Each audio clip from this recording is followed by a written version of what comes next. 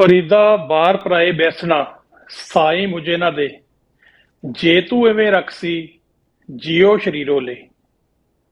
9 ਜੂਨ 2025 studio ਦੀਆਂ ਘੜੀਆਂ ਮੁਤਾਬਕ ਨਿਊਯਾਰਕ ਸਮੇਂ ਦੇ ਹਿਸਾਬ ਨਾਲ ਠੀਕ 12 ਵਜੇ ਨੇ ਦੁਪਹਿਰ ਦੇ, ਔਰ ਖਾਲਿਸਤਾਨ ਦੇ ਸਮੇਂ ਦੇ ਮੁਤਾਬਕ ਰਾਤ ਦੇ 9:30 ਹੋਏ ਨੇ। ਔਰ ਅੱਜ ਦਾ ਇਹ ਪ੍ਰੋਗਰਾਮ ਟੀਵੀ 84 ਦੇ ਮੰਚ ਤੋਂ ਮੈਂ ਆਪ ਜੀ ਦਾ ਹੋਸਟ ਮਨਵੀਰ ਸਿੰਘ ਦਿਲ ਦੀਆਂ ਗੱਲਾਂ ਲੈ ਕੇ ਆਪ ਦੇ ਕਚਹਿਰੀ ਦੇ ਵਿੱਚ ਹਾਜ਼ਰ ਹਾਂ ਜੀ।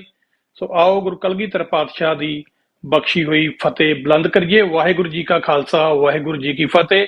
ਔਰ ਇਹਦੇ ਨਾਲ ਨਾਲ ਅੱਜ ਦੇ ਸਾਡੇ ਖਾਸ ਮਹਿਮਾਨ ਨੇ ਸ਼੍ਰੋਮਣੀ ਅਕਾਲੀ ਦਲ ਅੰਮ੍ਰਿਤਸਰ ਦੇ ਕਾਰਜਕਾਰੀ ਪ੍ਰਧਾਨ ਸਰਦਾਰ ਇਮਾਨ ਸਿੰਘ ਮਾਨ। ਸੋ ਪ੍ਰੋਗਰਾਮ ਸ਼ੁਰੂ ਕਰਨ ਤੋਂ ਪਹਿਲਾਂ ਅਸੀਂ ਇਹਨਾਂ ਨੂੰ ਜੀ ਆਇਆਂ ਆਖਦੇ ਹਾਂ ਜੀ। ਸਰਦਾਰ ਸਾਹਿਬ, ਵਾਹਿਗੁਰੂ ਜੀ ਕਾ ਖਾਲਸਾ, ਵਾਹਿਗੁਰੂ ਜੀ ਕੀ ਫਤਿਹ ਜੀ। ਜਦੋਂ ਸ਼੍ਰੋਮਣੀ ਅਕਾਲੀ ਦਲ ਅੰਮ੍ਰਿਤਸਰ ਦੀ ਅਸੀਂ ਗੱਲ ਕਰਦੇ ਹਾਂ ਤਾਂ ਮੈਂ ਥੋੜਾ ਜਿਹਾ ਇਹਦੇ ਪਿਛੋਕੜ ਬਾਰੇ ਦੱਸਣਾ ਚਾਹੁੰਦਾ। ਸਰਦਾਰ ਸਿਮਰਨਜੀਤ ਸਿੰਘ ਜੀ ਮਾਨ 1984 ਜੂਨ 1984 ਘੱਲੂਘਾਰਾ, ਜਿਹਨੂੰ ਵੱਡੇ ਪੱਧਰ ਤੇ ਅੱਜ ਸਾਰੀ ਦੁਨੀਆ ਦੇ ਵਿੱਚ ਯਾਦ ਕੀਤਾ ਜਾ ਰਿਹਾ ਹੈ, ਉਹਨੂੰ ਮੁੱਖ ਰੱਖਦਿਆਂ ਪੂਰਾ ਸੋਚ ਵਿਚਾਰ ਕੇ ਇਸ ਹਮਲੇ ਤੋਂ 10 ਦਿਨ ਬਾਅਦ ਆਪਣੀ ਜਿਹੜੀ ਆ ਉੱਚ ਪੱਧਰੀ ਪੋਸਟ ਹੈ ਜਿਹੜੀ ਪੰਜਾਬ ਪੁਲਿਸ ਦੀ IPS ਆਫੀਸਰ ਵਜੋਂ ਉਹਨਾਂ ਨੇ ਲੰਮਾ ਸਮਾਂ ਜਿਹੜੀਆਂ ਸੇਵਾਵਾਂ ਨਿਭਾਈਆਂ ਤੇ ਜਿਹੜਾ ਇੰਡੀਅਨ ਪੁਲਿਸ ਸਰਵਿਸਿਜ਼ ਦੇ ਵਿੱਚ ਉਦੋਂ ਤੋਂ ਅਸਤੀਫਾ ਦੇ ਦਿੰਦੇ ਨੇ। ਉਸ ਤੋਂ ਠੀਕ ਕੁਝ ਚਿਰ ਬਾਅਦ ਉਹਨਾਂ ਨੂੰ ਨੇਪਾਲ ਦੇ ਬਾਰਡਰ ਤੋਂ ਗ੍ਰਿਫਤਾਰ ਕਰ ਲਿਆ ਜਾਂਦਾ ਤੇ ਦੋਸ਼ ਲਾਇਆ ਜਾਂਦਾ ਇੰਦਰਾ ਗਾਂਧੀ ਦੇ ਕਤਲ ਦੇ ਵਿੱਚ ਸ਼ਾਮਲ ਹੋਣ ਦਾ। 5 ਸਾਲ ਉਹਨਾਂ ਨੂੰ ਭਾਰਤ ਦੀਆਂ ਜੇਲ੍ਹਾਂ ਦੇ ਵਿੱਚ ਰੱਖ ਕੇ ਤਸੀਹੇ ਦਿੱਤੇ ਗਏ, ਤਸ਼ੱਦਦ ਜਿਹੜਾ ਉਹਨਾਂ ਦੇ ਉੱਤੇ ਕੀਤਾ ਗਿਆ। ਤੇ 1999 ਵਿੱਚ ਬਾਬਾ ਜੋਗਿੰਦਰ ਸਿੰਘ ਜੀ, ਜਿਹੜੇ ਸੰਤ ਬਾਬਾ ਜਰਨੈਲ ਸਿੰਘ ਖਾਲਸਾ ਭਿੰਡਰਾਂ ਵਾਲਿਆਂ ਦੇ ਪਿਤਾ ਜੀ ਸਨ, ਉਹਨਾਂ ਦੀ ਅਗਵਾਈ ਦੇ ਵਿੱਚ ਇੱਕ ਯੂਨਾਈਟਿਡ ਅਕਾਲੀ ਦਲ ਹੋਣ ਦੇ ਵਿੱਚ ਆਇਆ। ਔਰ ਉਸ ਅਕਾਲੀ ਦਲ ਵੱਲੋਂ ਜਿੱਥੇ ਹੋਰ ਖਾੜਕੂ ਸਿੰਘਾਂ ਨੂੰ ਜਾਂ ਸ਼ਹੀਦ ਸਿੰਘਾਂ ਦੇ ਪਰਿਵਾਰ ਵਾਲਿਆਂ ਨੂੰ ਟਿਕਟਾਂ ਦਿੱਤੀਆਂ ਗਈਆਂ, ਉੱਥੇ ਸਰਦਾਰ ਸਿਮਰਨਜੀਤ ਸਿੰਘ ਮਾਨ ਨੂੰ ਵੀ ਖਡੂਰ ਸਾਹਿਬ ਤੋਂ ਜਿਹੜਾ ਪਾਰਟੀ ਦਾ ਕੈਂਡੀਡੇਟ ਐਲਾਨਿਆ ਗਿਆ। ਜਿਹੜੀ ਇਤਿਹਾਸਕ ਜਿੱਤ, ਲੱਖਾਂ ਵੋਟਾਂ ਦੇ ਫਰਕ ਦੇ ਨਾਲ ਉਹਨਾਂ ਨੇ ਜਿੱਤ ਗਏ ਤੇ ਸਿਆਸਤ ਦੇ ਵਿੱਚ ਪੈਰ ਰੱਖਿਆ। ਉਸ ਦਿਨ ਤੋਂ ਬਾਅਦ ਉਹਨਾਂ ਨੇ ਫਿਰ ਪਿੱਛੇ ਮੁੜ ਕੇ ਨਹੀਂ ਦੇਖਿਆ, ਕਿਉਂਕਿ ਉਹਨਾਂ ਦਾ ਇਹ ਮੰਨਣਾ ਸੀ ਕਿ ਖਾਲਸਾ ਜੀ, ਮੇਰੀ ਇਹ ਜਿਹੜੀ ਜਾਨ ਹੈ ਇਹ ਕੌਮ ਨੇ ਮੈਨੂੰ ਬਖਸ਼ੀ ਹੈ ਗੁਰੂ ਦੀ ਕਿਰਪਾ ਦੇ ਨਾਲ, ਤੇ ਹੁਣ ਜਿਹੜਾ ਮੇਰਾ ਨਿਸ਼ਾਨਾ ਉਹ ਕੌਮ ਦੀ ਆਜ਼ਾਦੀ ਹੀ ਹੋਵੇਗਾ। ਸੋ ਸਰਕਾਰ ਨੇ ਆਪਣੀਆਂ ਚਾਲਾਂ ਚੱਲੀਆਂ, ਅਕਾਲੀ ਦਲ ਕੁਝ ਆਪ ਬਣੇ ਚੌਧਰਾਂ ਨੂੰ ਲੈ ਕੇ, ਕੁਝ ਸਰਕਾਰ ਵੱਲੋਂ ਸਿੱਖਾਂ ਦੇ ਵਿੱਚ ਸਥਾਪਿਤ ਕੀਤੇ ਗਏ। ਪਰ 1994 ਤੱਕ ਪਹੁੰਚਦੇ ਆ ਜਦੋਂ ਉਹ ਦੌਰ ਆਇਆ ਜਦੋਂ ਸ਼ਹੀਦੀਆਂ ਰੁਕਣ ਦਾ ਨਾਂ ਨਹੀਂ ਲੈਂਦੀਆਂ ਸਨ, ਪਰ ਜਿਹੜਾ ਰਾਜਨੀਤਿਕ ਸਾਡੀ ਆਵਾਜ਼ ਸੀ ਉਹ ਖਾਮੋਸ਼ ਸੀ ਤੇ ਜਾਂ ਵਿਕ ਚੁੱਕੀ ਸੀ। ਤੇ 1994 ਦੇ ਵਿੱਚ ਅਕਾਲ ਤਖਤ ਸਾਹਿਬ ਦੇ ਜਥੇਦਾਰ ਭਾਈ ਮਨਜੀਤ ਸਿੰਘ ਹੁਣਾਂ ਨੇ ਇੱਕ ਕਾਲ ਦਿੱਤੀ ਪੰਥ ਨੂੰ ਕਿ ਸਾਰੀਆਂ ਜਥੇਬੰਦੀਆਂ ਤੇ ਅਕਾਲੀ ਦਲ ਭੰਗ ਕਰੋ ਤੇ ਅਕਾਲ ਤਖਤ ਸਾਹਿਬ ਤੇ ਪੇਸ਼ ਹੋਵੋ। ਸੋ ਸਰਦਾਰ ਸਿਮਰਨਜੀਤ ਸਿੰਘ ਮਾਨ ਨੇ ਸਭ ਤੋਂ ਪਹਿਲਾਂ ਜਿਹੜੀ ਉਹਨਾਂ ਨੇ ਆਪਣੀ ਪਾਰਟੀ ਬਣਾਈ ਸੀ ਅਕਾਲੀ ਦਲ ਮਾਨ, ਉਹਨੂੰ ਭੰਗ ਕਰਕੇ ਐਲਾਨ ਕੀਤਾ ਕਿ ਮੈਂ ਅਕਾਲ ਤਖਤ ਸਾਹਿਬ ਦੇ ਉੱਤੇ ਜਿਹੜਾ ਨਤਮਸਤਕ ਹੁੰਨਾ, ਮੈਂ ਦ੍ਰਿੜ ਹਾਂ ਤੇ ਜੋ ਵੀ ਸੇਵਾ ਅਕਾਲ ਤਖਤ ਸਾਹਿਬ ਤੋਂ ਲੱਗੇਗੀ ਮੈਂ ਉਹਨੂੰ ਨਿਭਾਵਾਂਗਾ। ਸੋ 1994 ਮਈ 1 ਨੂੰ ਅਕਾਲੀ ਦਲ ਅੰਮ੍ਰਿਤਸਰ ਦੀ ਸਥਾਪਨਾ ਸ਼੍ਰੀ ਅਕਾਲ ਤਖਤ ਸਾਹਿਬ ਤੋਂ ਹੁੰਦੀ ਹੈ ਤੇ ਉੱਥੇ ਸਾਰੀ ਕੌਮ ਨੇ ਰਲ ਕੇ, ਸਾਰੀ ਕੌਮ ਦੇ ਜਿਹੜੇ ਮੌਜੂਦਾ ਲੀਡਰ ਸੀ ਉਹਨਾਂ ਨੇ ਰਲ ਕੇ ਸਰਦਾਰ ਸਿਮਰਨਜੀਤ ਸਿੰਘ ਮਾਨ ਹੁਣਾਂ ਨੂੰ ਇਹ ਜ਼ਿੰਮੇਵਾਰੀ ਦਿੱਤੀ ਹੈ ਕਿ ਤੁਸੀਂ ਸ਼੍ਰੋਮਣੀ ਅਕਾਲੀ ਦਲ ਅੰਮ੍ਰਿਤਸਰ ਦੀ ਜਿਹੜੀ ਅਗਵਾਈ ਹੈ ਉਹ ਕਰਨੀ ਹੈ, ਤਾਂ ਕਿ ਸਿੱਖਾਂ ਦੀ ਜਿਹੜੀ ਰਾਜਨੀਤੀ ਹੈ ਉਹਨੂੰ ਸੁਰਜੀਤ ਕੀਤਾ ਜਾ ਸਕੇ। ਸਾਰੀਆਂ ਧਿਰਾਂ ਉੱਥੇ ਇਕੱਠੀਆਂ ਹੋਈਆਂ, ਸਿਰਫ ਇੱਕ ਦੇ ਜਿਹੜਾ ਉਹ ਪ੍ਰਕਾਸ਼ ਸਿੰਘ ਬਾਦਲ ਦੇ, ਤੇ ਪ੍ਰਕਾਸ਼ ਸਿੰਘ ਬਾਦਲ ਨੂੰ ਹੁਣ ਸਰਕਾਰੀ ਦਸਤਾਵੇਜ਼ ਵੀ ਦੱਸਦੇ ਨੇ ਤੇ ਸਾਡੀ ਆਪਣੀ ਅਸੈਸਮੈਂਟ ਵੀ ਆ, ਉਹਦੀਆਂ ਹਰਕਤਾਂ ਦੇਖ ਕੇ ਵੀ ਇਹ ਅੰਦਾਜ਼ਾ ਲਾਇਆ ਜਾਂਦਾ ਕਿ ਅਕਾਲੀ ਦਲ ਬਾਦਲ ਦੇ ਨਾਂ ਤੇ ਸਰਕਾਰ ਨੇ ਉਸ ਬੰਦੇ ਨੂੰ ਸਥਾਪਿਤ ਕੀਤਾ। ਪਰ ਦੂਜੇ ਪਾਸੇ ਉਹਦੇ ਨਾਲ ਭਾਵੇਂ ਵੋਟ ਰਾਜਨੀਤੀ ਦੇ ਵਿੱਚ ਸਾਨੂੰ ਥੋੜੀਆਂ ਜਿੱਤਾਂ ਪ੍ਰਾਪਤ ਹੋਈਆਂ, ਪਰ ਪੰਥਕ ਰਾਜਨੀਤੀ ਹੈ ਜਿਹੜੀ ਉਹਨੂੰ ਬੁਲੰਦੀਆਂ ਦੇ ਨਾਲ ਸ਼੍ਰੋਮਣੀ ਅਕਾਲੀ ਦਲ ਅੰਮ੍ਰਿਤਸਰ ਨੇ ਇਹਨਾਂ ਵਰਿਆਂ ਦੇ ਵਿੱਚ ਚਲਾਇਆ। ਭਾਵੇਂ ਉਹ ਅਡਵਾਨੀ ਦਾ ਰੱਥ ਰੋਕਣਾ ਹੋਵੇ ਤੇ ਭਾਵੇਂ ਸੁਸ਼ਮਾ ਸਵਰਾਜ ਵੱਲੋਂ ਜਿਹੜਾ ਉਹ ਗੰਗੂ ਤੇ ਚੰਦੂ ਦੀ ਜਿਹੜੀ ਸਿੱਖਾਂ ਦੇ ਉੱਤੇ ਜਿਹੜੀ ਦੁਸ਼ਮਣੀ ਆ ਉਹਨੂੰ ਬਦਲਣ ਦੀ ਕੋਸ਼ਿਸ਼ ਕੀਤੀ ਹੋਵੇ, ਕਹਿ ਕੇ ਕਿ ਉਹਨਾਂ ਦਾ ਕੋਈ ਕਸੂਰ ਨਹੀਂ, ਇੱਕੋ ਆਵਾਜ਼ ਨੇ ਉਹਨਾਂ ਨੂੰ ਚੈਲੰਜ ਕੀਤਾ, ਉਹ ਸਨ ਸਰਦਾਰ ਸਿਮਰਨਜੀਤ ਸਿੰਘ ਮਾਨ। 3 ਟਰਮਾਂ ਉਹਨਾਂ ਨੇ ਐਮਪੀ ਦੀ ਚੋਣ ਵਜੋਂ ਜਿੱਤੀਆਂ ਤੇ ਹਰ ਜਿਹੜਾ ਉਹ ਪਹਿਲੀ ਟਰਮ ਜਿਹੜਾ ਕਿਰਪਾਨ ਦਾ ਮਸਲਾ ਹੋ ਗਿਆ, ਸਿੱਖਾਂ ਦਾ ਜਿਹੜਾ ਆਪਣਾ ਹੱਕ ਸੰਵਿਧਾਨ ਦੇ ਵਿੱਚ ਜਿਹੜਾ ਦਰਜ ਹੋਇਆ ਉਹਨੂੰ ਪ੍ਰੈਕਟਿਸ ਕਰਨ ਤੋਂ ਰੋਕਿਆ ਗਿਆ। ਉਦੋਂ ਸਰਦਾਰ ਸਿਮਰਨਜੀਤ ਸਿੰਘ ਮਾਨ ਨੇ ਆਪਣੀ ਜਿਹੜੀ ਸੀਟ ਆ ਉਹਦੇ ਉੱਤੇ ਜਾਣਾ ਜਿਹੜਾ ਉਹ ਠੀਕ ਨਹੀਂ ਸਮਝਿਆ। ਉਹਨਾਂ ਨੇ ਆਪਣਾ ਫਰਜ਼ ਸਮਝਿਆ ਕਿ ਮੈਂ ਆਪਣੀਆਂ ਪਰੰਪਰਾਵਾਂ ਦਾ ਪਾਲਣ ਕਰਾਂ ਤਾਂ ਕਿ ਜਿਹੜਾ ਸਾਡਾ ਹਥਿਆਰਬੰਦ ਸੰਘਰਸ਼ ਧਰਤੀ ਦੇ ਉੱਤੇ ਚੱਲ ਰਿਹਾ ਤੇ ਮੈਂ ਪਾਰਲੀਮੈਂਟ ਦੇ ਵਿੱਚ ਵੜਨ ਤੋਂ ਪਹਿਲਾਂ ਹੀ ਆਪਣੇ ਹਥਿਆਰ ਸਿੱਟ ਦਿਆਂ, ਇਹ ਉਹਨਾਂ ਲੜ ਰਹੇ ਯੋਧਿਆਂ ਦੇ ਨਾਲ ਧਰੋ ਹੋਏਗਾ, ਪੰਥ ਦੇ ਨਾਲ ਧਰੋ ਹੋਏਗਾ। ਸੋ ਸਰਦਾਰ ਸਿਮਰਨਜੀਤ ਸਿੰਘ ਮਾਨ ਨੇ ਆਪਣਾ ਨਾ ਜਾਣਾ ਪਾਰਲੀਮੈਂਟ ਦੇ ਵਿੱਚ ਜਿਹੜਾ ਉਹ ਚੁਣਿਆ, ਝੁੱਕ ਕੇ ਜਾਣ ਤੋਂ ਇਲਾਵਾ, ਵੀ ਮੈਂ ਝੁੱਕ ਕੇ ਨਹੀਂ ਜਾਣਾ ਪਰ ਮੈਂ ਆਪਣੇ ਯੋਧਿਆਂ ਦੇ ਨਾਲ ਖੜਾਂਗਾ। ਉਸ ਤੋਂ ਬਾਅਦ 2 ਟਰਮਾਂ ਹੋਰ ਉਹਨਾਂ ਨੇ ਸੰਗਰੂਰ ਤੋਂ ਜਿਹੜੀ ਇਲੈਕਸ਼ਨ ਜਿੱਤੀ ਆ ਤੇ ਉਹਨਾਂ ਨੇ ਜਿਹੜੇ ਦੁਨਿਆਵੀ ਕੰਮ ਸੀ, ਕੌਮੀ ਕੰਮਾਂ ਦੇ ਨਾਲ ਨਾਲ ਦੁਨਿਆਵੀ ਕੰਮ ਵੀ ਜਿਹੜੇ ਬਾਖੂਬੀ ਕੀਤੇ ਆ, ਗ੍ਰਾਂਟਾਂ ਦੇ ਮਸਲੇ ਹੋਣ, ਡਿਵੈਲਪਮੈਂਟ ਦੀ ਗੱਲ ਹੋਵੇ, ਉਹ ਸਾਰਾ ਕੁਝ ਕੀਤਾ। ਪਰ ਇਹਦੇ ਬਾਵਜੂਦ ਵੀ ਅੱਜ ਸਿੱਖ ਕਿਉਂ ਨਵੀਆਂ ਪਾਰਟੀਆਂ ਵੱਲ ਉਲਰਦੇ ਆ ਜਿਹੜੀਆਂ ਦਿੱਲੀ ਤੋਂ ਚੱਲਦੀਆਂ, ਇਸ ਸਾਰੀ ਗੱਲਬਾਤ ਦੇ ਉੱਤੇ ਔਰ ਜੂਨ 84 ਦੇ ਹਮਲੇ ਤੋਂ ਲੈ ਕੇ ਹੁਣ ਤੱਕ ਅਸੀਂ ਕਿੱਥੇ ਤੱਕ ਪਹੁੰਚੇ ਆ, ਇਸ ਬਾਰੇ ਗੱਲਬਾਤ ਅਸੀਂ ਸਰਦਾਰ ਇਮਾਨ ਸਿੰਘ ਮਾਨ ਨਾਲ ਕਰਾਂਗੇ। ਸੋ ਸਰਦਾਰ ਸਾਹਿਬ, ਸਭ ਤੋਂ ਪਹਿਲਾਂ ਤਾਂ ਜੂਨ 1984 ਦੇ ਸਾਰੇ ਘਟਨਾਕ੍ਰਮ ਦੇ ਉੱਤੇ ਤੁਹਾਡਾ ਜਿਹੜਾ ਮੁੱਢਲੀ ਟੇਕ ਆ ਉਹਦੇ ਬਾਰੇ ਤੁਹਾਡਾ ਜਿਹੜਾ ਮੁੱਢਲਾ ਵਿਚਾਰ ਆ ਉਹ ਜ਼ਰੂਰ ਸਾਂਝਾ ਕਰੋ ਜੀ। ਜੂਨ 1984 ਜਿਵੇਂ ਸੰਤਾਂ ਨੇ ਕਿਹਾ ਸੀਗਾ ਕਿ ਜਿੱਦਣ ਭਾਰਤ ਹਮਲਾ ਕਰੂਗੀ ਦਰਬਾਰ ਸਾਹਿਬ ਦੇ ਉੱਤੇ ਤਾਂ ਖਾਲਿਸਤਾਨ ਦਾ ਨੀਂਹ ਪੱਥਰ ਰੱਖਿਆ ਜਾਊਗਾ। ਬੜੇ ਲੰਬੇ ਸਮੇਂ ਤੋਂ ਸਿੱਖਾਂ ਨੇ ਕਦੀ ਫੈਡਰਲਿਜ਼ਮ ਦੇ ਰੂਪ 'ਚ, ਕਦੀ ਕਨਸਟੀਟਿਊਸ਼ਨ ਦੀ ਅਸੈਂਬਲੀ ਦੇ ਵਿੱਚ ਦਸਤਖਤ ਨਾ ਕਰਕੇ ਜੋ ਸੰਵਿਧਾਨਿਕ ਰੂਪ 'ਚ ਸਿੱਖਾਂ ਨੂੰ ਦਾਇਰਾ ਦਿੱਤਾ ਗਿਆ ਸੀਗਾ, ਜਿਹਦੇ ਵਿੱਚ ਧਾਰਾ 25 'ਚ ਸਿੱਖਾਂ, ਜੈਨਾਂ ਤੇ ਬੋਧੀਆਂ ਨੂੰ ਹਿੰਦੂ ਧਰਮ ਦਾ ਹਿੱਸਾ ਦਿਖਾਇਆ ਗਿਆ ਸੀ। ਉਹ ਵੀ ਸਪੈਸੀਫਿਕਲੀ ਡਾਕਟਰ ਅੰਬੇਦਕਰ ਕਹਿੰਦੇ ਸੀਗੇ ਕਿ ਇਹ ਸਿਰਫ ਤੇ ਸਿਰਫ ਜਿਹੜੇ ਸਾਡੇ ਧਰਮ ਸਥਾਨ ਹੈ ਉਹਦੇ ਵਿੱਚ ਡਿਸਕ੍ਰਿਮੀਨੇਸ਼ਨ ਜਾਤ-ਪਾਤ ਦੇ ਆਧਾਰ ਤੇ ਨਾ ਹੋ ਸਕੇ ਤਾਂ ਪਾਇਆ ਹੈਗਾ। ਪਰ ਇਹਦਾ ਪਿਛੋਕੜ ਹੋਰ ਵੀ ਹੈਗਾ, ਜਿਹੜਾ ਇੱਕ ਸਾਵਰਕਰ, ਦਾਮੋਦਰ ਵੀਰ ਸਾਵਰਕਰ RSS ਦਾ ਮੁਖੀ ਵੀ ਰਿਹਾ, ਹਿੰਦੂ ਮਹਾਸਭਾ ਦਾ ਮੁਖੀ ਰਿਹਾ ਆ, ਤੇ ਉਹਦੀ ਸੋਚ ਸੀਗੀ ਇੱਕ ਪਾਤਰ ਭੂਮੀ ਤੇ ਪੁੰਨਿਆ ਭੂਮੀ। ਮੋਟਾ ਜੇ ਆਪਾਂ ਮੰਨੀਏ ਕਿ ਜਿਹੜੇ ਧਰਮਾਂ ਨੇ ਇੱਥੇ ਜਨਮ ਲਿੱਤਾ ਇਸ ਧਰਤੀ ਤੇ, ਜਿਵੇਂ ਗੁਰੂ ਨਾਨਕ ਸਾਹਿਬ ਇਸ ਧਰਤੀ ਤੇ ਸੀਗੇ, ਮਹਾਵੀਰ ਜੀ ਤੇ ਗੌਤਮ ਬੁੱਧ ਜੀ ਵੀ ਇੱਥੇ ਧਰਤੀ ਤੇ ਸੀਗੇ, ਉਹਨਾਂ ਨੂੰ ਇਕੱਠੇ ਕਰਕੇ ਅਸੀਂ ਹਿੰਦੂ ਦੇ ਰੂਪ 'ਚ ਦਿਖਾਣਾ ਹੈਗਾ। ਤੇ ਇਹਦੇ ਪੱਖ 'ਚ ਇਹ ਜਦ ਸਰ ਹੁਕਮ ਸਿੰਘ ਸੀਗੇ ਕਨਸਟੀਟਿਊਐਂਟ ਅਸੈਂਬਲੀ 'ਚ, ਉਹਨਾਂ ਨੇ ਆਬਜੈਕਸ਼ਨ ਕੀਤੀ, ਉਹਨੂੰ ਓਵਰਰਾਈਡ ਕੀਤਾ ਗਿਆ ਤੇ ਧੱਕੇ ਨਾਲ ਸਾਨੂੰ ਇਸ ਦਾਇਰੇ 'ਚ ਪਾਤਾ ਹੈਗਾ। ਜਦ ਕਿ ਅੰਗ 1136 ਦੇ ਉੱਤੇ ਗੁਰੂ ਸਾਹਿਬ ਸਪਸ਼ਟ ਕਹਿੰਦੇ ਹੈ ਗੁਰੂ ਗ੍ਰੰਥ ਸਾਹਿਬ 'ਚ ਕਿ ਨਾ ਹਮ ਹਿੰਦੂ ਨਾ ਮੁਸਲਮਾਨ। ਸੋ ਬਹੁਤ ਸਾਰੇ ਵਿਤਕਰੇ ਸਾਡੇ ਨਾਲ ਹੋਏ ਹੈਗੇ ਆ। ਇਹਦੇ ਵਿੱਚ ਇੱਕ ਕਲੋਨੀਅਲ ਸਟਰਕਚਰ ਵੀ ਸਾਡੇ ਉੱਤੇ ਇੰਪੋਜ਼ ਹੋਇਆ ਹੈਗਾ। ਜਿਹੜੀ ਸਾਡੀ ਮਾਂ ਬੋਲੀ ਪੰਜਾਬੀ ਹੈ, ਜੋ ਸ਼ੇਖ ਬਾਬਾ ਫਰੀਦ ਜੀ ਜਿਵੇਂ ਤੁਸੀਂ ਬੋਲੇ ਸੀ ਪਹਿਲਾਂ, ਉਹਨਾਂ ਨੇ ਨਾ ਅਰਬੀ 'ਚ ਨਾ ਸੰਸਕ੍ਰਿਤ 'ਚ, ਪਰ ਆਪਣੀ ਸਧਾਰਨ ਮਾਂ ਬੋਲੀ ਪੰਜਾਬੀ ਦੇ ਵਿੱਚ ਮਨੁੱਖਤਾ ਨੂੰ ਰੱਬ ਨਾਲ ਸਿੱਧਾ ਜੋੜਿਆ, ਕੋਈ ਵਿਚੋਲਾ ਨਹੀਂ ਪੈਣ ਦਿੱਤਾ। ਇਹੀ ਚੀਜ਼ ਅੱਗੇ ਜਾ ਕੇ ਗੁਰੂ ਨਾਨਕ ਸਾਹਿਬ ਨੇ ਲੰਡੀ ਵਰਤ ਕੇ ਗੁਰਮੁਖੀ ਦੀ ਰੂਪ ਦੇ ਵਿੱਚ ਉਹਨਾਂ ਨੇ ਤੋਰਿਆ, ਜੋ ਕਿ ਦੂਸਰੇ ਪਾਤਸ਼ਾਹੀ ਨੇ ਸਾਨੂੰ ਇਹ ਸੰਸਕ੍ਰਿਤ ਪੁਰਾਨ ਕੁਰਾਨ 'ਚ ਸਾਰਿਆਂ 'ਚੋਂ ਕੱਢ ਕੇ ਸਾਨੂੰ ਵੱਖਰਾ ਇੱਕ ਰਾਹ ਦਿੱਤਾ ਸੀਗਾ। ਸੋ ਇਹ ਜਿਹੜਾ ਰਾਹ ਗੁਰੂ ਸਾਹਿਬਾਂ ਨੇ ਤੋਰਿਆ, ਉਹਦੇ ਵਿੱਚ ਮਨੁੱਖਤਾ ਨੂੰ ਆਜ਼ਾਦ ਕੀਤਾ, ਜਾਤ ਪਾਤ 'ਚੋਂ ਕੱਢਿਆ, ਲੰਗਰ ਦੀ ਦਾਤ ਸਾਨੂੰ ਦਿੱਤੀ ਜਿੱਥੇ ਇੱਕੋ ਵਾਟੇ 'ਚ ਸਾਨੂੰ ਪ੍ਰਸ਼ਾਦਾ ਮਿਲਦਾ ਹੈ। ਇਹ ਸਾਰੇ ਕੰਮ ਸਿੱਖੀ ਨੇ ਕਰ ਲਏ ਸੀਗੇ। ਜੇ ਆਪਾਂ ਅੰਬੇਦਕਰ ਸਾਹਿਬ ਦੀ ਗੱਲ ਵੀ ਕਰੀਏ ਤਾਂ 1925 ਦੇ ਵਿੱਚ ਜਿਹੜਾ ਸਿੱਖ ਗੁਰਦੁਆਰਾ ਐਕਟ ਸੀ, ਉਹਦੇ ਵਿੱਚ ਇੱਕ ਕਾਰਨ ਸੀ ਕਿ ਅਕਾਲ ਤਖਤ ਸਾਹਿਬ ਤੇ ਜਾਤ ਪਾਤ ਦੇ ਆਧਾਰ ਤੇ ਨਨਕਾਣਾ ਸਾਹਿਬ ਤੇ ਹਿੰਦੂ ਧਰਮ ਦੀਆਂ ਵਿਤਕਰੇ ਆ ਚੁੱਕੇ ਸੀਗੇ।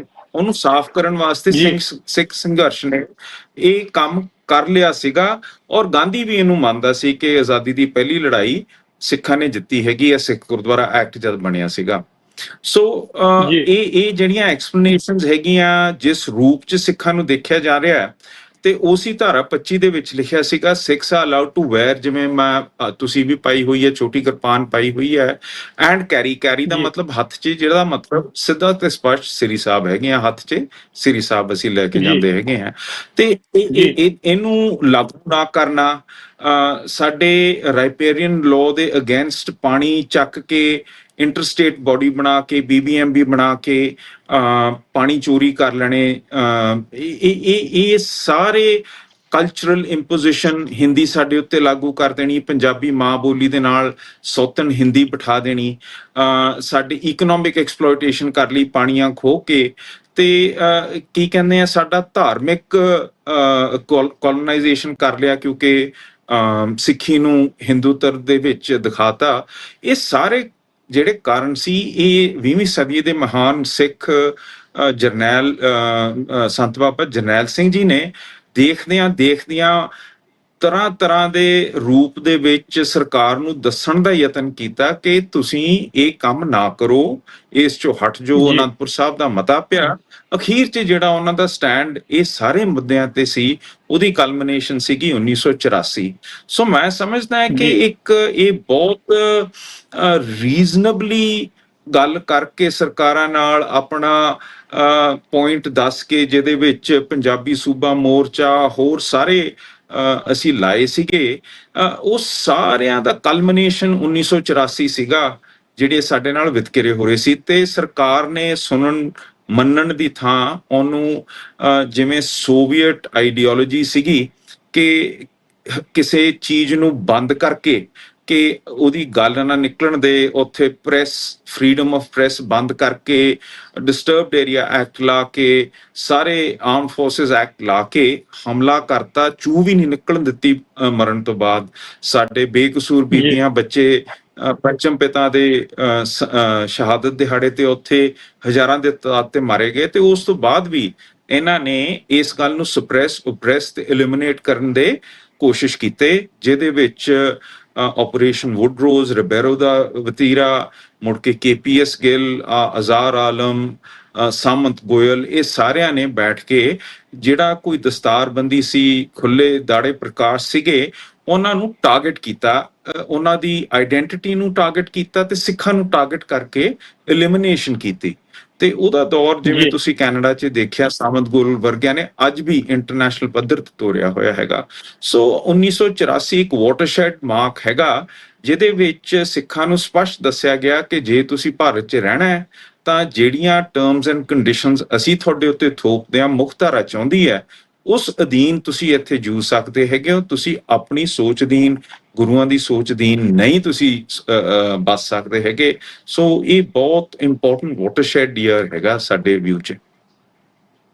ਜੀ ਸੋ ਸਰਦਾਰ ਸਾਹਿਬ, ਇਹ ਤਾਂ ਹੋ ਗਈ ਜਿਹੜੀ ਸਾਡੀ ਬੈਕਗ੍ਰਾਉਂਡ ਆ, ਵੀ ਕਿਵੇਂ ਜਿਹੜਾ ਸਾਡੇ ਨਾਲ ਵਿਤਕਰੇ ਕੀਤੇ ਜਾਂਦੇ ਆ, ਉਹਦੀ ਇਵਜ਼ ਵਜੋਂ ਹੀ ਇਹ ਜਿਹੜਾ ਅਸੀਂ ਕੌਮ ਨੇ ਜਿਹੜਾ ਖਾਲਿਸਤਾਨ ਦਾ ਰਾਹ ਇਹ ਚੁਣਿਆ ਹੈਗਾ, ਆਜ਼ਾਦੀ ਦਾ ਰਾਹ ਚੁਣਿਆ ਹੈਗਾ। ਤੇ ਹੁਣ ਉਸ ਰਾਹ ਤੇ ਚੱਲਦੇ ਆ। ਜੇ ਅਸੀਂ ਪੰਜਾਬ ਦੀ ਸਿੱਖ ਰਾਜਨੀਤੀ ਦੀ ਗੱਲ ਕਰਨੀ ਹੋਵੇ, ਜਾਂ ਇੰਟਰਨੈਸ਼ਨਲੀ ਸਿੱਖ ਰਾਜਨੀਤੀ ਦੀ ਗੱਲ ਕਰਨੀ ਹੋਵੇ, ਤਾਂ ਅੱਜ ਤੁਸੀਂ 41 ਸਾਲਾਂ ਬਾਅਦ ਹਮਲੇ ਤੋਂ ਬੜਾ ਲੰਮਾ ਸਮਾਂ ਬੀਤ ਗਿਆ, ਔਰ ਅੱਜ ਤੁਸੀਂ ਪੰਥ ਨੂੰ ਕਿਸ ਮੋੜ ਤੇ ਖੜਾ ਮਹਿਸੂਸ ਕਰਦੇ ਹੋ?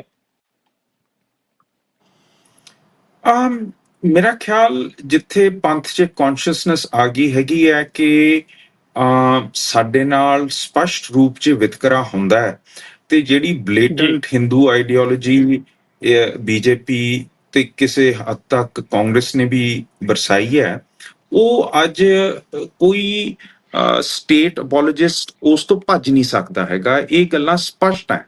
ਤੇ ਜਿਹੜਾ ਹੁਣ ਪਿੱਛੇ ਕਸ਼ਮੀਰ 'ਚ ਹੋਇਆ ਹੈ, ਜਿੱਥੇ ਬੇਕਸੂਰ ਹਿੰਦੂਆਂ ਨੂੰ ਟਾਰਗੇਟ ਕਰਕੇ ਮਾਰਿਆ ਗਿਆ, ਉਹ ਇਸ ਗੱਲ ਦਾ ਸਪਸ਼ਟ ਸਬੂਤ ਦਿੰਦੀ ਹੈਗੀ ਹੈ।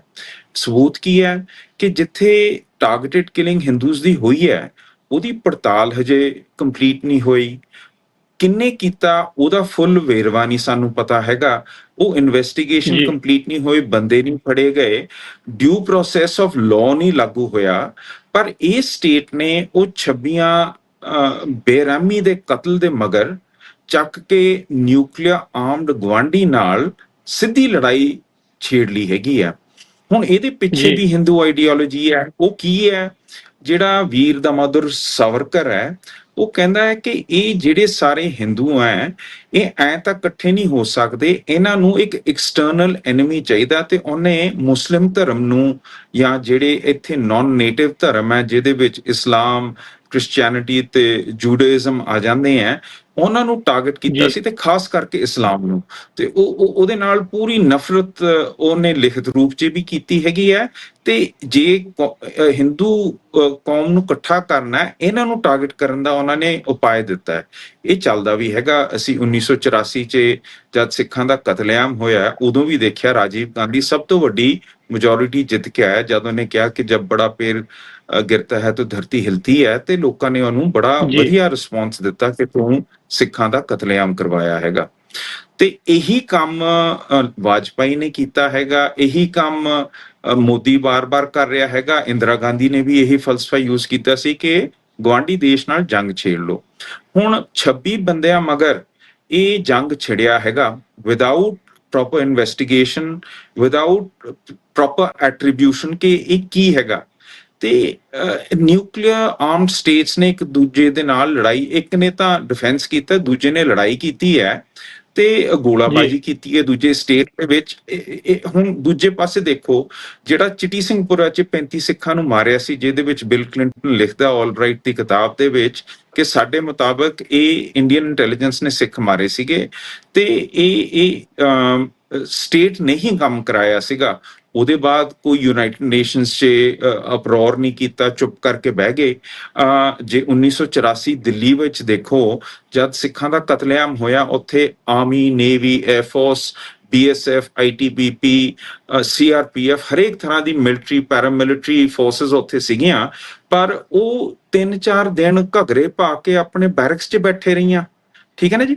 ਹੁਣ ਜੀ 26 ਹਿੰਦੂ ਮਾਰੇ, ਹਜ਼ਾਰਾਂ ਦੀ ਤਾਦਾਦ 'ਚ ਸਿੱਖ ਤੁਹਾਡੇ ਕੈਪੀਟਲ 'ਚ ਤੁਹਾਡੇ ਸਾਹਮਣੇ ਮਾਰੇ ਜਾ ਰਹੇ ਹੈ, ਫਿਰ ਆਰਮ ਫੋਰਸਿਸ ਕਿੱਥੇ ਸੀਗੀਆਂ? ਠੀਕ ਹੈ ਨਾ ਜੀ। ਸੋ ਜੀ what does this point to? It points to a Hindu state which is not bothered about other citizens in the state. ਠੀਕ ਹੈ ਨਾ ਜੀ। ਉਹਨਾਂ ਨੂੰ ਮਾਰਿਆ ਜਾਏ, ਕੁਝ ਵੀ ਕੀਤਾ ਜਾਏ। ਸਰ ਜਸਵੰਤ ਸਿੰਘ ਹੁਣਾਂ ਨੇ, ਅਸੀਂ ਵੀ, ਸਾਡੇ ਪਾਰਟੀ ਨੇ ਵੀ ਇਹ ਕੇਸ ਫਾਈਲ ਕੀਤੇ ਹੋਏ ਹੈ, ਜਿਹਦੇ ਵਿੱਚ 25,000 ਲਾਸ਼ਾਂ ਤਾਂ ਸਰ ਜਸਵੰਤ ਸਿੰਘ ਵੇਰਵਾ ਦਿੰਦੇ ਹੈ। ਜਿਹੜੀ ਤੁਸੀਂ ਗੱਲ ਕਹਿ ਰਹੇ ਸੀ ਸਾਡੇ ਇਤਿਹਾਸ ਦੀ, 1994 ਦੇ ਬਾਅਦ ਤੇ ਉਸ ਸਮੇਂ ਦੇ ਵਿੱਚ ਸਾਡਾ ਮੁੱਖ ਕੰਮ ਪਾਰਟੀ ਦਾ ਇਹੀ ਸੀ ਕਿ ਜਿੱਥੇ ਜਿੱਥੇ ਐਨਕਾਊਂਟਰ ਹੁੰਦੇ ਆ, ਭੋਗ ਪੈਂਦੇ ਆ, ਉੱਥੇ ਜਾ ਕੇ ਡਾਕੂਮੈਂਟ ਕਰੀਏ, ਉੱਥੇ ਜਾ ਕੇ 5-5 ਰੁਪਏ ਦੇ ਸਟੈਂਪ ਪੇਪਰਾਂ ਤੇ ਕੇਸ ਪਾਈਏ। ਹਿਊਮਨ ਰਾਈਟਸ ਦਾ ਕੰਮ ਅਸੀਂ ਕੀਤਾ ਸੀਗਾ। ਤੇ ਦੇਰ ਇਜ਼ ਜੀ no record, there is no justice, ਇਹ ਕੁਝ ਵੀ ਨਹੀਂ ਹੋਇਆ ਹੈਗਾ। ਤੇ what does that mean? That means the state on unproven fact, ਉਹਨਾਂ ਨੇ ਆਪਣੇ ਆਪ ਹੀ ਫੈਸਲਾ ਕਰਤਾ ਕਿ ਪਾਕਿਸਤਾਨ ਨੇ ਕੀਤਾ ਹੈ। ਉੱਥੇ ਜੰਗ ਲੜਨ ਨੂੰ, ਜੰਮੂ ਕਸ਼ਮੀਰ, ਪੰਜਾਬ ਨੂੰ ਟਾਰਗੇਟ ਏਰੀਆ ਬਣਾਤਾ ਹੈਗਾ। ਜੇ ਜੰਗ ਛਿੜਨੀ ਹੈ, ਜੀ ਇੱਥੇ ਹੋਣੀ ਹੈ, ਤੇ ਸਾਡੇ ਉਰੇ ਮੌਤਾਂ ਵੀ ਹੋਈਆਂ ਹੈਗੀਆਂ। ਤੇ ਇਟ ਮੀਨਸ ਕਿ ਸਾਡੇ ਲਈ ਉਰੇ ਥਾਂ ਨਹੀਂ ਹੈ। ਅਸੀਂ ਇਸ 'ਚ ਕੋਈ ਫੈਕਟਰ ਨਹੀਂ ਕਰਦੇ। ਸਾਨੂੰ ਤਾਂ ਜੈ ਜਵਾਨ ਜੈ ਕਿਸਾਨ ਕਰਕੇ ਤੇ ਬਾਰਡਰਾਂ ਤੇ ਖੜਾ ਕੇ ਕਿ आप वीर कौम हो, आप हमारे क्षत्रिय है भाई हो, आप हमारी तलवार वाली बाजू हो, ਇਹੋ ਜਿਹੀਆਂ ਚੱਕਾਂ ਦੇ ਕੇ ਸਾਨੂੰ ਮਰਵਾ ਦਿੰਦੇ ਹੈਗੇ ਆ। ਪਰ ਜਦ ਜੀ ਸਾਡੇ ਉੱਤੇ ਹਮਲੇ ਹੁੰਦੇ ਹੈਗੇ ਆ, ਉਦੋਂ there is no law and order, there is no mechanism ਜਿਹੜੀ ਅਸੀਂ ਐਕਸਪਲੋਇਟ ਕਰ ਸਕਦੇ ਹੈਗੇ ਆ ਇਸ ਸਟੇਟ 'ਚ। ਜੀ ਤਾਂ ਸਰਦਾਰ ਸਾਹਿਬ, ਮੈਂ ਇਹ ਵੀ ਗੱਲ ਪੁੱਛਣੀ ਚਾਹੁੰਦਾ ਕਿ ਦੇਖੋ, ਇਹਨਾਂ 41 ਸਾਲਾਂ ਦੇ ਵਿੱਚ ਸੋ ਕਾਲਡ ਜਿਹੜੀ ਆਜ਼ਾਦੀ ਆ, ਉਹਦੇ ਤੋਂ ਬਾਅਦ ਨਸਲਕੁਸ਼ੀਆਂ ਵੀ ਹੋਈਆਂ, ਨਸ਼ਿਆਂ ਨਾਲ ਵੀ ਜਿਹੜੇ ਆ ਉਹ ਨੌਜਵਾਨ ਜਿਹੜੇ ਮਾਰੇ ਗਏ ਜਾਂ ਮਾਰੇ ਜਾ ਰਹੇ ਨੇ, ਕਿਸਾਨ ਜਿਹੜੇ ਨੇ ਉਹ ਆਤਮ ਹੱਤਿਆਵਾਂ ਕਰ ਰਹੇ ਨੇ। ਕੋਈ ਇੰਡਸਟਰੀ ਦੇ ਵਿੱਚ ਕੁਝ ਪੰਜਾਬੀਆਂ ਲਈ ਕੁਝ ਨਹੀਂ ਹੈ, ਉਹਦੇ 'ਚ ਵੀ ਜੇ ਰੋਜ਼ਗਾਰ ਬਣਦੇ ਆ ਤਾਂ ਉਹ ਬਾਹਰੋਂ ਆਏ ਜਿਹੜੀ ਲੇਬਰ ਹੈ ਉਹਦੇ ਲਈ ਮੌਕੇ ਪ੍ਰਦਾਨ ਹੁੰਦੇ ਆ। ਜਦ ਕਿ ਅਸੀਂ ਜਿਹੜੇ ਪੰਜਾਬ ਦੇ ਵਿੱਚ ਆ ਉਹ ਜਿਹੜਾ ਐਗਰੀਕਲਚਰ ਰਿਲੇਟਡ ਜਿਹੜੀ ਇੰਡਸਟਰੀ ਆ ਉਹ ਲਾ ਸਕਦੇ ਆ, ਫੂਡ ਪ੍ਰੋਸੈਸਿੰਗ, ਬਟ ਉਹਦੇ ਵੱਲ ਕਿਸੇ ਦਾ ਧਿਆਨ ਨਹੀਂ। ਤੇ ਉਸ ਤੋਂ ਇਲਾਵਾ ਹੁਣ ਫੇਰ ਦੁਬਾਰਾ ਪਿਛਲੇ ਵੀਕ ਪਹਿਲਾਂ ਜਿਹੜਾ ਇਹ ਦੁਬਾਰਾ ਆਮ ਆਦਮੀ ਪਾਰਟੀ ਦੀ ਸਰਕਾਰ ਆਉਣ ਤੋਂ ਬਾਅਦ ਜੇ ਦੁਬਾਰਾ ਜਿਹੜੇ ਪੁਲਿਸ ਇਨਕਾਊਂਟਰਸ ਸ਼ੁਰੂ ਹੋਏ ਆ, ਇਹਨਾਂ ਨੂੰ ਕਿਵੇਂ ਵੇਖਦੇ ਹੋ? ਪਿਛਲੇ ਹਫਤੇ ਦੀ ਗੱਲ ਆ ਕਿ ਇੱਕ ਜਿਹੜਾ ਨੌਜਵਾਨ ਨੂੰ ਕਰੰਟ ਲਾ ਕੇ ਮਾਰ ਦਿੱਤਾ ਗਿਆ। ਸੋ ਇਹ ਲੋਕ ਕਿਉਂ ਨਹੀਂ ਸਮਝ ਰਹੇ? ਬਹੁਤਾਤ ਜਿਹੜੀ ਆ ਉਹ ਅੱਜ ਵੀ ਜਿਹੜਾ ਖਾਲਿਸਤਾਨ ਦਾ ਨਾਂ ਸੁਣਨ ਤੋਂ ਘਬਰਾਉਂਦੀ ਆ। ਜਦੋਂ ਮੈਂ ਪੰਜਾਬ ਦੀ ਗੱਲ ਕਰਦਾ, ਡਾਇਸਪੋਰਾ ਦੇ ਵਿੱਚ ਤਾਂ ਜਿਹੜੇ ਸਮੀਕਰਨ ਨੇ ਉਹ ਹੁਣ ਡਿਫਰੈਂਟ ਨੇ, ਪਰ ਮੈਂ ਜਦੋਂ ਪੰਜਾਬ ਦੀ ਗੱਲ ਕਰਦਾ, ਇਹ ਅੱਜ ਵੀ ਜਿਹੜਾ ਡਰ ਦਾ ਮਾਹੌਲ ਹੈ ਕਿ ਜੇ ਅਸੀਂ ਜਿਹੜਾ ਲੋਕਾਂ ਨੇ ਕੋਈ ਗੱਲ ਕਿਸਾਨੀ ਦੀ ਵੀ ਕਰਨੀ ਆ ਤਾਂ ਉਹਦੇ 'ਚ ਵੀ ਲੀਡਰਾਂ ਨੂੰ ਉਹਨਾਂ ਨੂੰ ਡਰ ਲੱਗਣ ਲੱਗ ਜਾਂਦਾ ਕਿ ਖਾਲਿਸਤਾਨ ਦਾ ਤਾਂ ਛੱਡੋ, ਉੱਥੇ ਪੰਥ ਦਾ ਝੰਡਾ ਵੀ ਨਾ ਆ ਜਾਵੇ ਕਿਤੇ ਕੈਮਰੇ ਦੇ ਮੂਹਰੇ। ਸੋ ਇਹ ਇੰਨਾ ਡਰ ਦਾ ਜਿਹੜਾ ਮਾਹੌਲ ਆ, ਇਹਦਾ ਕੀ ਕਾਰਨ ਸਮਝਦੇ ਹੋ? ਤੇ ਅਸੀਂ ਉਹਨੂੰ ਦੂਰ ਕਰਨ ਲਈ ਕੀ ਕਰ ਰਹੇ ਹਾਂ ਤੇ ਹੋਰ ਕੀ ਕੀਤਾ ਜਾਣਾ ਚਾਹੀਦਾ? ਇਹ ਬੜਾ ਤੁਸੀਂ ਮਲਟੀ ਲੇਅਰਡ ਕੁਐਸਚਨ ਪੁੱਛਿਆ, ਮੈਂ ਇੱਕ ਇੱਕ ਕਰਕੇ ਯਤਨ ਕਰਦਾ ਹੈਗਾ। ਜਿੱਥੇ ਤੱਕ ਪੰਜਾਬ ਦੇ ਇਕਨੋਮਿਕ ਵੈਲਫੇਅਰ ਦੀ ਗੱਲ ਹੈਗੀ ਹੈ, ਸਾਡੇ ਸਭ ਤੋਂ ਵੱਡੀ ਤਰਸ ਦੇ ਹਾਲ ਇਹ ਹੋਇਆ ਕਿ ਅਸੀਂ ਲਹਿੰਦੇ ਤੇ ਚੜ੍ਹਦੇ ਪੰਜਾਬ ਦੇ ਵਿੱਚ ਗਰੇਮਾ ਪਾ ਲਿਆ ਹੈਗਾ। 70% ਟ੍ਰੇਡ ਪ੍ਰੀ ਪਾਰਟੀਸ਼ਨ ਲਹਿੰਦੇ ਤੇ ਚੜ੍ਹਦੇ ਪੰਜਾਬ ਦੇ ਵਿੱਚ ਹੁੰਦਾ ਸੀ। ਜੇ ਇਹ ਬਾਰਡਰ ਖੁੱਲ ਜੇ, ਇਕੱਲੇ ਪੰਜਾਬ ਨੂੰ ਨਹੀਂ ਪੂਰੇ ਭਾਰਤ ਨੂੰ 1% GDP ਦਾ ਫਰਕ ਪੈ ਜਾਊਗਾ, ਜੋ ਕਿ ਬਹੁਤ ਸਾਰੇ ਗਰੀਬਾਂ ਨੂੰ ਇਕੱਲੇ ਪੰਜਾਬ 'ਚ ਨਹੀਂ ਪਰ ਸਾਰੇ ਇਸ ਦੇਸ਼ ਦੇ ਵਿੱਚ ਬਹੁਤ ਰਿਲੀਫ ਦਊਗਾ। ਤੇ ਇਹ ਤੁਸੀਂ ਦੇਖਿਆ ਹੋਇਆ ਤੇ ਤੁਸੀਂ ਇਹੋ ਜਿਹੀ ਟ੍ਰੇਡ ਵਾਰ ਦੇ ਵਿੱਚ ਪਏ ਹੋਏ ਹੋ। ਜਿਹੜਾ ਨਾਫਟਾ ਹੈਗਾ ਉਹ ਤੁਸੀਂ ਕੈਨੇਡਾ ਦੇ ਸਿਰੇ ਤੋਂ ਲੈ ਕੇ ਮੈਕਸੀਕੋ ਦੇ ਐਂਡ ਤਾਈਂ ਤੁਸੀਂ ਆਪ ਦਾ ਮਾਲ ਵੇਚ ਸਕਦੇ ਹੈਗੇ ਹੋ। ਟ੍ਰੇਡ ਦੇ ਬਹੁਤ ਸਾਰੇ ਬੈਨੀਫਿਟਸ ਹੈਗੇ ਆ, ਉਹਦੇ ਨੁਕਸਾਨ ਵੀ ਹੈਗੇ ਆ। ਜਿਹੜਾ ਤੁਸੀਂ ਹੁਣ ਦੇਖ ਰਹੇ ਹੋ ਡਿਸਰਪਸ਼ਨ ਹੋ ਰਹੀ ਹੈਗੀ ਹੈ ਤੇ ਤੁਸੀਂ ਨਵੇਂ ਤਰੀਕਾਂ ਦੇ ਪਾਰਟਨਰ ਲੱਭ ਰਹੇ ਹੋ। ਸੋ ਆਈ ਥਿੰਕ ਕਿ ਇਹ ਸਭ ਤੋਂ ਵੱਡਾ ਸਾਡਾ ਇੱਕ ਲਾਸ ਰਿਹਾ ਹੈਗਾ। ਮੈਂ ਇਲਸਟ੍ਰੇਟ ਕਰਦਾ ਹੈਗਾ, ਜਿਵੇਂ ਅੰਮ੍ਰਿਤਸਰ ਸਾਹਿਬ ਹੈਗੇ ਆ, ਜਿਹੜੀ ਸਾਰੀ ਮੈਡੀਕਲ ਸਾਇੰਸਿਸ ਸੀਗੀਆਂ ਪ੍ਰੀ ਪਾਰਟੀਸ਼ਨ, ਅੰਮ੍ਰਿਤਸਰ ਵਾਸ ਦ ਮੈਡੀਕਲ ਸਾਇੰਸ ਹੱਬ। ਇੱਥੇ ਸਾਰੇ ਵੱਡੇ ਡਾਕਟਰ ਹੁੰਦੇ ਸੀਗੇ, ਇੱਥੇ ਜ਼ਿਆਦਾ ਇਲਾਜ ਹੁੰਦੇ ਸੀਗੇ। ਪੋਸਟ ਪਾਰਟੀਸ਼ਨ ਇਹ ਸਾਰਾ ਜਿਹੜਾ ਉਰੇ ਨੌਲੇਜ ਬੇਸ ਸੀਗਾ, ਇਹ ਉੱਠ ਕੇ ਚਲੇ ਗਿਆ PGI ਚੰਡੀਗੜ੍ਹ ਦੇ ਵਿੱਚ। ਠੀਕ ਹੈ ਨਾ ਜੀ, ਵੱਡੇ ਵੱਡੇ ਨਾਂ ਸਾਰੇ ਉੱਥੇ ਚਲੇ ਗਏ ਤੇ ਬ੍ਰੇਨ ਡਰੇਨ ਤੇ ਇੱਕ ਤਰ੍ਹਾਂ ਦਾ ਨੌਲੇਜ ਬੇਸ ਉਰਿਓਂ ਉੱਠ ਗਿਆ। ਠੀਕ ਹੈ ਨਾ ਜੀ। ਹੁਣ ਪਹਿਲਾਂ ਦੀਆਂ ਗੱਲਾਂ ਹੁੰਦੀਆਂ ਸੀ ਕਿ ਜਿੰਨੇ ਲਾਹੌਰ ਨਹੀਂ ਦੇਖਿਆ ਉਹ ਜੰਮਿਆ ਨਹੀਂ। ਫਿਰ ਕਹਿੰਦੇ ਸੀ ਅੰਮ੍ਰਿਤਸਰ ਬਾਦਸ਼ਾਹ ਤੇ ਜਲੰਧਰ ਵਜ਼ੀਰ ਤੇ ਲੁਧਿਆਣਾ ਗਰੀਬ। ਅੱਜ ਪੁੱਠਾ ਹੋ ਗਿਆ ਹੈਗਾ, ਮੈਨੂੰ ਨਹੀਂ ਪਤਾ ਜਲੰਧਰ ਕਿੰਨਾ ਵਜ਼ੀਰ ਹੈ ਕਿੰਨਾ ਨਹੀਂ, ਪਰ ਅੰਮ੍ਰਿਤਸਰ ਗਰੀਬ ਹੋ ਗਿਆ, ਲੁਧਿਆਣਾ ਅਮੀਰ ਹੋ ਗਿਆ ਹੈਗਾ। ਕਹਿਣ ਦਾ ਭਾਵ ਹੈ ਕਿ ਇਹ ਜਿਹੜੀ ਡਿਸਰਪਸ਼ਨ ਸਾਡੀ ਇਕਨੋਮੀ ਦੀ ਹੋਈ ਹੈ, ਇਹ ਮਲਟੀ ਫੈਸੇਟਡ ਹੈ। ਅੱਜ ਜੇ ਤੁਸੀਂ ਦੇਖੋ ਜਿਹੜੇ ਸਾਡੇ ਗ੍ਰੇਨਸ ਹੈਗੇ ਆ, ਉਹਨਾਂ ਦਾ ਕਣਕ ਦਾ ਤਕਰੀਬਨ 1000 ਰੁਪਏ ਦਾ ਫਰਕ ਇਨ ਇੰਡੀਅਨ ਰੁਪੀਜ਼ ਇੱਧਰ ਲਹਿੰਦੇ ਤੇ ਚੜ੍ਹਦੇ ਦੇ ਵਿੱਚ ਹੈਗਾ। ਪਾਕਿਸਤਾਨ 'ਚ ਮਹਿੰਗੀ ਵਿਕਦੀ ਹੈਗੀ ਹੈ ਤੇ it is a conduit to all the markets in Central Asia. ਇਸ ਤੋਂ ਇਲਾਵਾ ਜੀਰੀ ਦਾ 2-3 ਹਜ਼ਾਰ ਦਾ ਫਰਕ ਪੈ ਜਾਂਦਾ, ਬਾਸਮਤੀ ਦਾ ਪੈ ਜਾਂਦਾ ਹੈਗਾ। ਕਹਿਣ ਦਾ ਭਾਵ ਕਿ ਜਿਹੜੇ ਸਾਡੇ ਜ਼ਿਮੀਂਦਾਰ ਦਿੱਲੀ ਦੇ ਬਾਰਡਰ ਤੇ ਸਾਲ ਬੈਠ ਕੇ ਕੋਵਿਡ ਦੇ ਵਿੱਚ ਤਾਪ ਕਰਕੇ ਆਏ ਆ, ਜੇ ਇਹ ਬਾਰਡਰ ਖੁੱਲ ਜੇ, ਇਸ ਬਾਰਡਰ ਤੇ ਆਪਾਂ ਜ਼ੋਰ ਲਾਈਏ ਤਾਂ ਮੇਰਾ ਖਿਆਲ ਹੈ ਬਹੁਤ ਵੱਡਾ ਇੱਕ ਸਾਨੂੰ ਫਾਇਦਾ ਹੋ ਸਕਦਾ ਹੈਗਾ। ਮਸ਼ੀਨਰੀ, ਇੰਪਲੀਮੈਂਟਸ, ਐਗਰੀਕਲਚਰਲ, ਇਹ ਹੁਣ ਬਣ ਕੇ ਪਾਕਿਸਤਾਨ ਪਹੁੰਚਦੇ ਤਾਂ ਹੈਗੇ ਆ, ਉੱਥੇ 2-2.5 ਗੁਣਾ ਰੇਟ ਤੇ ਵਿਕਦੇ ਹੈਗੇ ਆ, ਪਰ ਇਹਨਾਂ ਦਾ ਰਾਹ ਹੈਗਾ ਪੰਜਾਬ 'ਚ ਬਣੇ, ਟਰੱਕ ਤੇ ਲੱਦਿਆ, ਗੁਜਰਾਤ ਭੇਜਿਆ, ਗੁਜਰਾਤ ਤੋਂ ਗਦਾਊਨ 'ਚ, ਗਦਾਊਨ 'ਚੋਂ ਕਿਸ਼ਤੀ 'ਚ, ਕਿਸ਼ਤੀ 'ਚੋਂ ਜੇ ਅੱਬਾ ਹੈ ਤਾਂ ਫਿਰ ਸਿੱਧਾ ਕਰਾਚੀ, ਨਹੀਂ ਦੁਬਈ, ਦੁਬਈ ਤੋਂ ਫਿਰ ਸਿੰਧੀ ਦੀ ਕਿਸ਼ਤੀ ਦੇ ਉੱਤੇ ਕਰਾਚੀ, ਫਿਰ ਸਿੰਧੀ ਦੇ ਟਰੱਕ ਤੇ ਪੰਜਾਬ। ਕਹਿਣ ਦਾ ਮਤਲਬ ਪੈਸਾ ਬਣਿਆ ਗੁਜਰਾਤੀ ਤੇ ਸਿੰਧੀ ਦਾ। ਇਹ ਇੱਕ ਬਹੁਤ ਵੱਡਾ ਟੈਕਸ ਪੰਜਾਬ ਦੇ ਉੱਤੇ ਲੱਗਿਆ ਹੋਇਆ ਹੈਗਾ। ਜਿਹੜੇ ਹੋਰ ਬੈਨੀਫਿਟਸ ਹੈਗੇ ਆ, ਜਿਵੇਂ ਇੱਕ TPI ਹੈ, ਤੁਰਕਮੈਨਿਸਤਾਨ ਪਾਕਿਸਤਾਨ ਇੰਡੀਆ ਪਾਈਪਲਾਈਨ, ਜਿਹਦੇ ਰਾਹੀਂ ਸਾਡੇ ਕੋਲੇ ਆਇਲ ਆ ਸਕਦਾ ਹੈ। ਤੇ ਇਸੇ ਤਰ੍ਹਾਂ IPI ਹੈਗਾ, Iran Pakistan India gas pipeline. ਇਹਦੇ ਨਾਲ ਰਿਫਾਈਨਰੀਜ਼ ਖੁੱਲ ਸਕਦੀਆਂ, ਉਹਦੇ ਅੱਗੇ ਕੈਮੀਕਲ ਸੈਕਟਰ ਬਹੁਤ ਵੱਡਾ ਬਣ ਸਕਦਾ, ਫਾਰਮਾਸਿਊਟੀਕਲਸ ਉਰੇ ਆ ਸਕਦੇ ਆ। ਪਰ ਨਹੀਂ, ਕਿਉਂਕਿ ਜਿਹੜੀ ਕਾਂਗਰਸ ਬੀਜੇਪੀ ਦੀ ਆਈਡੀਓਲੋਜੀ ਹੈ, ਐਂਟੀ ਮੁਸਲਿਮ ਹੈ, ਪਾਕਿਸਤਾਨ ਇਸਲਾਮਿਕ ਸਟੇਟ ਹੈ, ਕਸ਼ਮੀਰ ਦਾ ਮੁੱਦਾ ਇਹਨਾਂ ਨੇ ਜਿਹੜੇ ਪਲੇਬਸਾਈਡ ਅਗਰੀ ਕੀਤੇ ਸੀ ਉਹ ਸਾਰਾ ਕੁਝ ਭੰਗ ਕਰਕੇ ਆਰਟੀਕਲ 370 ਭੰਗ ਕਰਕੇ ਉਹਨਾਂ ਦੀ ਆਟੋਨੋਮੀ ਖਤਮ ਕਰਕੇ ਇਹਨਾਂ ਨੇ ਹੜੱਪ ਕਰ ਲਿਆ ਹੈਗਾ।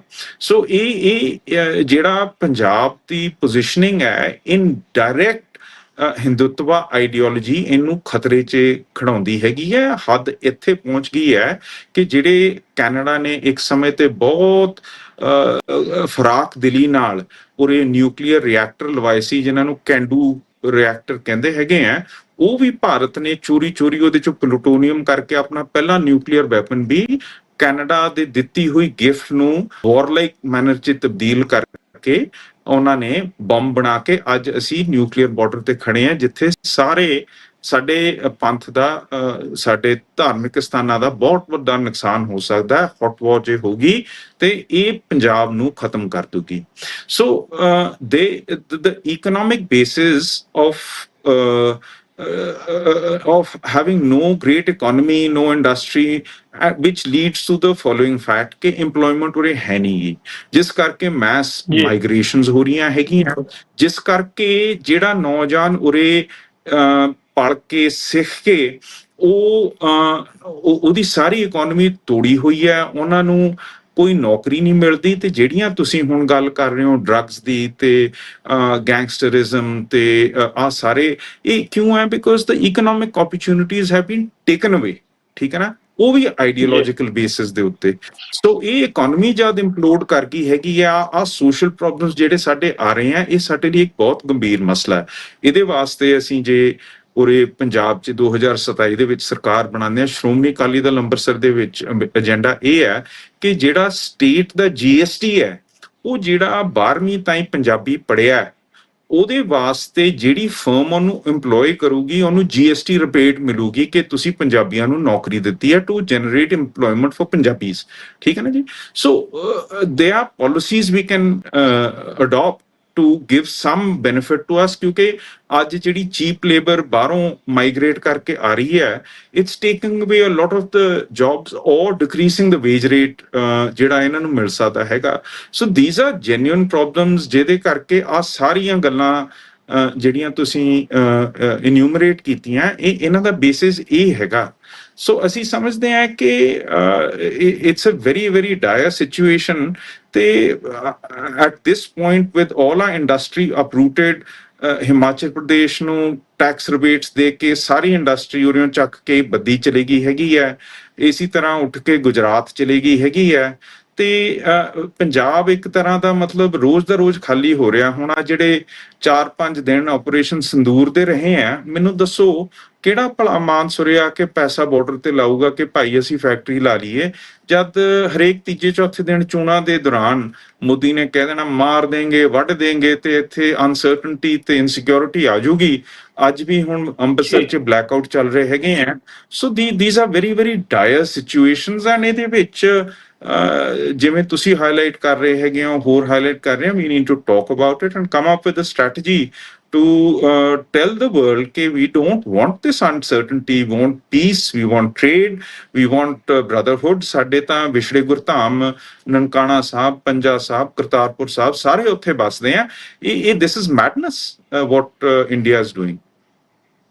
ਜੀ ਸੋ ਦਰਸ਼ਕਾਂ ਨੂੰ ਮੈਂ ਬੇਨਤੀ ਕਰਦਾ ਕਿ ਫੋਨ ਲਾਈਨ ਹੁਣ ਤੁਹਾਡੇ ਲਈ ਖੁੱਲੀ ਹੈ ਜੀ, 514 476 84 84 ਦੇ ਕਾਲ ਕਰਕੇ ਤੁਸੀਂ ਪ੍ਰੋਗਰਾਮ ਦੇ ਵਿੱਚ ਸ਼ਾਮਲ ਹੋ ਸਕਦੇ ਹੋ। ਪਰ ਕੋਸ਼ਿਸ਼ ਕਰਿਓ ਕਿ ਤੁਹਾਡਾ ਜਿਹੜਾ ਸਵਾਲ ਆ ਉਹ ਵਿਸ਼ੇ ਦੇ ਨਾਲ ਸੰਬੰਧਿਤ ਹੋਵੇ ਤੇ ਰਿਸਪੈਕਟਫੁਲੀ ਜਿਹੜਾ ਮੈਨਰਸ ਦੇ ਵਿੱਚ ਹੋਵੇ। ਸੋ ਲਾਈਨਸ ਓਪਨ ਨੇ WhatsApp ਤੇ, ਜੇ ਤੁਸੀਂ ਨਾਰਥ ਅਮਰੀਕਾ ਚੋਂ ਕਾਲ ਕਰਦੇ ਹੋ ਤਾਂ ਸਿੱਧੀ ਕਰ ਸਕਦੇ ਹੋ, ਜੇ ਤੁਸੀਂ ਦੁਨੀਆ ਦੇ ਹੋਰ ਕਿਸੇ ਕੋਨੇ ਤੋਂ ਸਾਨੂੰ ਵੇਖ ਰਹੇ ਹੋ ਜਾਂ ਕਿਸੇ ਹੋਰ ਗਜ਼ਟ ਰਾਹੀਂ ਸੁਣ ਰਹੇ ਹੋ ਤੇ ਮੈਂ ਤੁਹਾਨੂੰ ਦੱਸ ਦਿੰਦਾ ਤੁਸੀਂ WhatsApp ਤੇ ਵੀ ਕਾਲ ਕਰ ਸਕਦੇ ਹੋ 5144768484 ਦੇ ਉੱਤੇ ਤੁਸੀਂ ਪ੍ਰੋਗਰਾਮ ਦੇ ਵਿੱਚ ਸ਼ਾਮਲ ਹੋ ਸਕਦੇ ਹੋ। ਪ੍ਰੋਗਰਾਮ ਤੁਹਾਡੀ ਸੇਵਾ ਦੇ ਵਿੱਚ ਲੈ ਕੇ ਆਇਆ ਮਨਵੀਰ ਸਿੰਘ ਔਰ ਪ੍ਰੋਗਰਾਮ ਦਾ ਨਾਂ ਜੀ ਦਿਲ ਦੀਆਂ ਗੱਲਾਂ, TV 84 ਦੇ ਨਾਲ ਤੁਸੀਂ ਜੁੜੇ ਹੋਏ ਹੋ। ਸੋ ਸਰਦਾਰ ਸਾਹਿਬ, ਸਾਰੀ ਗੱਲ ਜਿਹੜੀ ਆ ਉਹ ਆਪਾਂ ਕੀਤੀ ਆ ਕਿ ਕਿਹਨਾਂ ਪ੍ਰੋਬਲਮਸ ਦੇ ਵਿੱਚੋਂ ਜਿਹੜਾ ਪੰਜਾਬ ਆ ਉਹ ਲੰਘ ਰਿਹਾ ਤੇ ਪਾਰਟੀ ਉਹਦੇ ਬਾਰੇ ਕੀ ਕਰ ਰਹੀ ਹੈ। ਤਾਂ ਮੈਂ ਸਵਾਲ ਸ਼ਾਇਦ ਥੋੜਾ ਜਿਹਾ ਔਖਾ ਲੱਗੇ, ਪਰ ਮੈਨੂੰ ਪੁੱਛਣਾ ਪੈਣਾ ਕਿ ਜਦੋਂ ਪਾਰਟੀ ਵੱਲੋਂ ਦੂਜੇ ਪ੍ਰੋਗਰਾਮ ਹੋਰ ਲਿਖੇ ਜਾਂਦੇ ਆ, ਉਹਦੇ 'ਚ ਚਾਹੇ ਸੰਤ ਬਾਬਾ ਜਰਨੈਲ ਸਿੰਘ ਖਾਲਸਾ ਪਿੰਡਾਂ ਵਾਲਿਆਂ ਦੇ ਜਿਹੜਾ ਜਨਮ ਦਿਨ ਔਖਿਆਂ ਸਮਿਆਂ 'ਚ ਮਨਾਉਣਾ ਸ਼ੁਰੂ ਕੀਤਾ ਸੀ, ਉਹਦੀ ਵੀ ਜਿਹੜੀ ਆ ਅਟੈਂਡੈਂਸ ਆ ਉਹ ਵੱਧਦੀ ਜਾ ਰਹੀ ਆ ਦਿਨ ਬ ਦਿਨ। ਸਰਬੱਤ ਖਾਲਸਾ ਦੇ ਵਿੱਚ ਵੀ 7 ਲੱਖ ਦਾ ਇਕੱਠ ਹੋਇਆ, ਬਰਗਾੜੀ ਮੋਰਚੇ ਦੇ ਵਿੱਚ ਵੀ ਸਾਰਾ ਪੰਜਾਬ ਉਮੜ ਆਇਆ ਸੀ। ਪਰ ਇਹ ਕਿਤੇ ਨਾ ਕਿਤੇ ਜਦੋਂ ਫਿਰ ਵੈਲਟ ਦੇ ਉੱਤੇ ਆਉਂਦੀ ਆ ਗੱਲ, ਉਦੋਂ ਪਿੱਛੇ ਰਹਿ ਜਾਂਦੇ ਆ। ਉਦੋਂ ਇਹ ਵੋਟ ਦੇ ਵਿੱਚ ਕਨਵਰਟ ਕਿਉਂ ਨਹੀਂ ਹੁੰਦੀ ਇਹ ਜਿਹੜੀ ਸਾਰੀ ਪਾਵਰ ਆ? ਤੁਸੀਂ ਇਹਦੇ ਬਾਰੇ ਕੀ ਦੇਖੋ ਐਨਾਲਾਈਜ਼ ਭਾਵਨਾ, ਕੀਤਾ? ਦੇਖੋ ਜੀ ਜਿਹੜਾ 94 ਤੋਂ ਬਾਅਦ ਦੌਰ ਰਿਹਾ ਹੈਗਾ, 99 ਤੋਂ ਬਾਅਦ, 84 ਤੋਂ ਬਾਅਦ, ਉਹਦੇ ਵਿੱਚ ਡਾਇਰੈਕਟ ਓਪਰੇਸ਼ਨ ਤੇ ਸਬਜੂਗੇਸ਼ਨ ਦਾ ਚੱਲਿਆ ਹੈ। ਸਾਡੇ ਜਥੇਦਾਰ ਸੀਗੇ ਕੌਂਕੇ ਸਾਹਿਬ, ਉਹਨਾਂ ਦਾ ਐਕਸਟਰਾ ਜੁਡੀਸ਼ੀਅਲ ਮਰਡਰ ਕੀਤਾ ਹੈ। ਭਾਈ ਜਸਵੰਤ ਸਿੰਘ ਖਾਲੜਾ ਸਾਡੇ ਪਾਰਟੀ 'ਚ ਸੀਗੇ, ਉਹਨਾਂ ਨੂੰ ਟਾਰਗੇਟ ਕਰਕੇ ਮਰਡਰ ਕੀਤਾ ਗਿਆ ਹੈਗਾ। ਬਹੁਤ ਸਾਰੇ, ਤਕਰੀਬਨ ਸਾਡੇ ਸਾਰੇ ਜਥੇਦਾਰ, ਉਹਨਾਂ ਨੇ ਥਾਣਿਆਂ ਦੇ ਵਿੱਚ ਟੌਰਚਰ ਉਹਨਾਂ ਦਾ ਹੋਇਆ ਹੈਗਾ, ਤੇ ਉਹਨਾਂ ਨੂੰ ਗ੍ਰਿਫਤਾਰ ਕਰਕੇ ਉਹਨਾਂ ਦੀ ਲਾਈਵਲੀਹੁੱਡ ਤੋੜੀ ਗਈ ਹੈਗੀ ਹੈ। ਉਹਨਾਂ ਦੇ ਘਰ ਜ਼ਮੀਨਾਂ ਵਿਕੀਆਂ ਹੈਗੀਆਂ ਕਿਉਂਕਿ ਉਹ ਇਸ ਮੂਵਮੈਂਟ ਨਾਲ ਜੁੜੇ ਹੈਗੇ ਆ। ਜਿਹੜਾ ਪ੍ਰਕਾਸ਼ ਸਿੰਘ ਬਾਦਲ ਨੇ 96-97 ਦੇ ਵਿੱਚ ਜਿੱਤ ਪ੍ਰਾਪਤ ਕੀਤੀ ਸੀ, ਜਿੱਥੇ ਮਾਨ ਸਾਹਿਬ 94 ਤੋਂ ਬਾਅਦ ਸ਼੍ਰੋਮਣੀ ਅਕਾਲੀ ਦਲ ਅੰਮ੍ਰਿਤਸਰ ਡਟ ਕੇ ਹਿਊਮਨ ਰਾਈਟਸ ਤੇ ਪਹਿਰਾ ਦੇ ਰਿਹਾ ਸੀ, ਸਿੱਖਾਂ ਨੂੰ ਕਾਨੂੰਨ ਦੇ ਵਿੱਚ ਬਰਾਬਰਤਾ ਅਧੀਨ ਇੱਥੇ ਟ੍ਰੀਟਮੈਂਟ ਚਾਹੁੰਦਾ ਸੀਗਾ, ਇਹ ਸਾਰੇ ਕਾਨੂੰਨ ਲਾਗੂ ਕਰਨਾ ਚਾਹੁੰਦਾ ਸੀ, ਉੱਥੇ ਪ੍ਰਕਾਸ਼ ਸਿੰਘ ਬਾਦਲ ਨੇ ਇੱਕ ਰਾਹ ਕੌਮ ਨੂੰ ਦਿੱਤਾ ਕਿ ਆਪਾਂ ਸੈਂਟਰ ਨਾਲ ਸਮਝੌਤਾ ਕਰਨਾ। ਜਿਹੜੇ ਦਿਨ ਪਰ ਦਿਨ ਸਾਡੇ ਘਰਾਂ ਨੂੰ ਆ ਕੇ ਉਜਾੜਾ ਕਰ ਰਹੇ ਆ, ਉਸ ਤੋਂ ਆਪਾਂ ਨੇ ਰਹਿਤ ਲੈਣੀ ਹੈਗੀ ਆ। ਇਹਦੇ ਵਿੱਚ ਸਾਨੂੰ ਕੋਈ ਜਸਟਿਸ ਨਹੀਂ ਚਾਹੀਦੀ, ਅਸੀਂ ਆਪਣੀਆਂ ਜਿਉਣਾ ਚਾਹੁੰਦੇ ਆ, ਬੱਚੇ ਪਾਲਣਾ ਚਾਹੁੰਦੇ ਆ। ਤੇ ਉਹ ਤੁਸੀਂ ਜਿਹੜਾ ਇਹਨਾਂ ਦਾ ਅਮਰਿੰਦਰ ਸਿੰਘ ਤੇ ਇਹਨਾਂ ਦਾ ਪਿਛਲੇ 94 ਤੋਂ ਲੈ ਕੇ ਤੁਸੀਂ ਜਿਹੜਾ ਦੇਖ ਰਹੇ ਹੈਗੇ ਹੋ 20-30 ਸਾਲ ਦਾ ਦੌਰ, ਉਹਦੇ ਵਿੱਚ ਇਹ ਸੀ ਕਿ ਅਸੀਂ ਪੁਲਿਸੀਆਂ ਨੂੰ ਕੁਛ ਨਹੀਂ ਕਹਿਣਾ, ਅਸੀਂ ਦੋਸ਼ੀਆਂ ਨੂੰ ਫੜਨਾ ਨਹੀਂ ਹੈਗਾ, ਉਹਨਾਂ ਨੂੰ ਕੋਆਪਟ ਕਰਨਾ ਹੈਗਾ। ਅਸੀਂ ਸਿਰਫ ਤੇ ਸਿਰਫ ਜਿਹੜੇ ਸਾਡੇ ਭਰਾਵਾਂ ਦੀ ਲੜਾਈ ਹੈਗੀ ਹੈ, ਥਾਣਿਆਂ ਦੇ ਵਿੱਚ ਜਿਹੜਾ ਅਸੀਂ ਜਾਣਾ ਹੈਗਾ, ਉੱਥੇ ਆਪਣੀ ਸੇਰ ਰੱਖਣੀ ਹੈਗੀ ਹੈ ਤੇ ਬਸਣਾ ਹੈਗਾ। ਠੀਕ ਹੈ ਨਾ ਜੀ। ਹੁਣ ਇਹ ਕੌਮ ਦਾ ਫੈਸਲਾ ਸੀਗਾ ਜਿਸ ਕਾਰਨ ਨਿਰਾਸ਼ਤਾ ਸਾਨੂੰ ਜ਼ਰੂਰ ਦਿਖਣੀ ਪਈ ਹੈ, ਪਰ ਇਹ ਪਾਰਟੀ ਦੀ ਦ੍ਰਿੜਤਾ ਹੈ ਕਿ ਅਸੀਂ ਆਪਣੇ ਮੁੱਦਿਆਂ ਤੇ ਖੜਦੇ ਰਹੇ ਹੈਗੇ ਆ, ਜਿਸ ਕਰਕੇ ਅਸੀਂ ਹਜੇ ਤੱਕ ਵੀ ਤੁਰ ਰਹੇ ਹਾਂ। ਉਹਦੇ ਵਿੱਚ ਕਦੀ ਸਾਨੂੰ ਜਿੱਤਾਂ ਪ੍ਰਾਪਤ ਹੋ ਗਈਆਂ, ਖਾਸ ਕਰਕੇ ਪ੍ਰਧਾਨ ਸਾਹਿਬ ਨੂੰ ਸੰਗਰੂਰ ਤੋਂ MP ਬਣਾਇਆ ਗਿਆ ਹੈਗਾ। ਬੜੇ ਹਿੰਮਤ ਤੇ ਔਖੇ ਸਮੇਂ ਦੇ ਵਿੱਚ ਵੀ, ਜਿਵੇਂ ਨਵੀਂ ਸਰਕਾਰ ਬਣੀ ਹੋਏ, ਸਾਰੀਆਂ 92 ਸੀਟਾਂ ਉਹਨਾਂ ਨੂੰ ਗਈਆਂ ਹੋਣ, ਮੁੱਖ ਮੰਤਰੀ ਉਸ ਜ਼ਿਲ੍ਹੇ ਦਾ ਹੋਏ, ਮੰਤਰੀ ਉੱਥੇ ਦੇ ਹੋਣ ਤੇ ਪ੍ਰਧਾਨ ਸਾਹਿਬ ਉਹਦੇ ਵਿੱਚੋਂ ਨਿਕਲ ਜਾਏ। ਹੁਣ ਇਹਦਾ ਕੀ ਮਤਲਬ ਹੋਇਆ? ਜਿਉਂ ਤੁਹਾਡੇ ਵਰਗੇ ਚੈਨਲ ਅਸੀਂ ਲਗਾਤਾਰ ਆਪਦਾ ਕੰਮ ਕਰਦੇ ਗਏ ਆ, ਲੋਕਾਂ ਦੇ ਵਿੱਚ ਜਾਗਰੂਕਤਾ ਲੈ ਕੇ ਆ ਰਹੇ ਆ, ਤੇ ਜਿਹੜੀ ਪੀੜ੍ਹੀ ਭੈ ਦੇ ਵਿੱਚ ਆਪਣੇ ਬੱਚੇ ਪਾਲ ਗਈ, ਉਹ ਬੱਚੇ ਹੁਣ ਸਿਆਣੇ ਹੋ ਗਏ, ਉਹ ਵਿਤਕਰੇ ਜੋ ਸਾਡੇ ਨਾਲ ਬੀਤੇ ਆ ਉਹ ਸਮਝਣ ਲੱਗ ਪਏ, ਉਹਨਾਂ ਨੂੰ ਸਮਝ ਆ ਗਈ ਕਿ ਸਰਕਾਰਾਂ ਨੇ ਕੀਤਾ ਕੀ ਹੈਗਾ। ਸੋ ਉਹ ਭੈ ਚੋਂ ਨਿਕਲਦੇ ਹੋਏ ਸੋਸ਼ਲ ਮੀਡੀਆ ਦਾ ਐਕਸਪੈਂਸ਼ਨ ਹੋਣ ਨਾਲ, ਜਿਹਦੇ ਵਿੱਚ ਹੁਣ ਲੁਕੀ ਛਿਪੀ ਗੱਲ ਰਹਿ ਨਹੀਂ ਜਾਂਦੀ। ਹੁਣ ਤੁਸੀਂ ਉਹ ਟੌਰਚਰ ਜਿਹੜਾ ਮਨਿੰਦਰਦੀਪ ਬਠਿੰਡੇ 'ਚ ਹੋਇਆ ਸੀਗਾ, ਉਹਦੀ ਗੱਲ ਕਰ ਰਹੇ ਹੈਗੇ ਹੋ, ਉਹ ਹੁਣ ਗੱਲਾਂ ਛੁਪੀਆਂ ਨਹੀਂ ਰਹਿ ਸਕਦੀਆਂ। ਉਹੀ ਟੌਰਚਰ ਕਰਨ ਵਾਲੇ ਬੰਦੇ ਹੁਣ ਐਕਸਪੋਜ਼ ਹੋ ਰਹੇ ਆ। ਜਦ ਦੀ ਗੱਲ ਤੁਸੀਂ ਕਰ ਰਹੇ ਸੀਗੇ 94 ਦੀ, 84 ਦੀ, ਉਦੋਂ ਤਾਂ ਮੀਡੀਆ ਨੂੰ ਬਿਲਕੁਲ ਦਬਾ ਦਿੰਦੇ ਸੀਗੇ। ਅੱਜ ਆ ਜਿਹੜਾ ਫੋਨ ਰਾਹੀਂ ਮੈਂ ਤੁਹਾਡੇ ਨਾਲ ਇੰਟਰਵਿਊ ਲੈ ਰਿਹਾ ਹਾਂ, ਇਹ ਇੱਕ ਬਹੁਤ ਟੈਕਨੋਲੋਜੀਕਲ ਆਜ਼ਾਦੀ ਹੈਗੀ ਹੈ, ਤੇ ਇੱਕ ਤਰ੍ਹਾਂ ਦਾ ਇਹ ਸਾਰਾ ਕੁਝ ਕੈਪਚਰ ਕਰਕੇ ਖੁਫੀਆ ਵੀ ਤੁਹਾਡਾ ਬਣ ਜਾਂਦਾ ਹੈਗਾ। ਪਰ ਇਹ ਸਾਰੀਆਂ ਚੀਜ਼ਾਂ ਦਾ ਕਲਮੀਨੇਸ਼ਨ ਹੈਗਾ ਕਿ ਅੱਜ ਇਹ ਗੱਲਾਂ ਉੱਭਰ ਕੇ ਆ ਰਹੀਆਂ, ਸੱਚ ਆ ਰਿਹਾ ਹੈ ਤੇ ਲੋਕੀ ਇਹਨੂੰ ਸਿਆਣਨ ਲੱਗ ਪਏ। ਸੋ ਮੈਂ ਸਮਝਦਾ ਕਿ ਜਦ ਇਹ ਗੱਲਾਂ ਕੌਮ 'ਚ ਬਸ ਜਾਣਗੀਆਂ ਤਾਂ ਪਾਰਟੀ ਦਾ ਹੁਣ ਮੋੜ ਆਊਗਾ ਤੇ ਅਸੀਂ ਜਿਹੜੀ ਜਨਤਕ ਪੋਲਿਟਿਕਸ ਹੈ ਉਹਦੇ ਵਿੱਚ ਵੀ ਆਪਣਾ ਮਾਰਕ ਬਣਾ ਸਕਾਂਗੇ।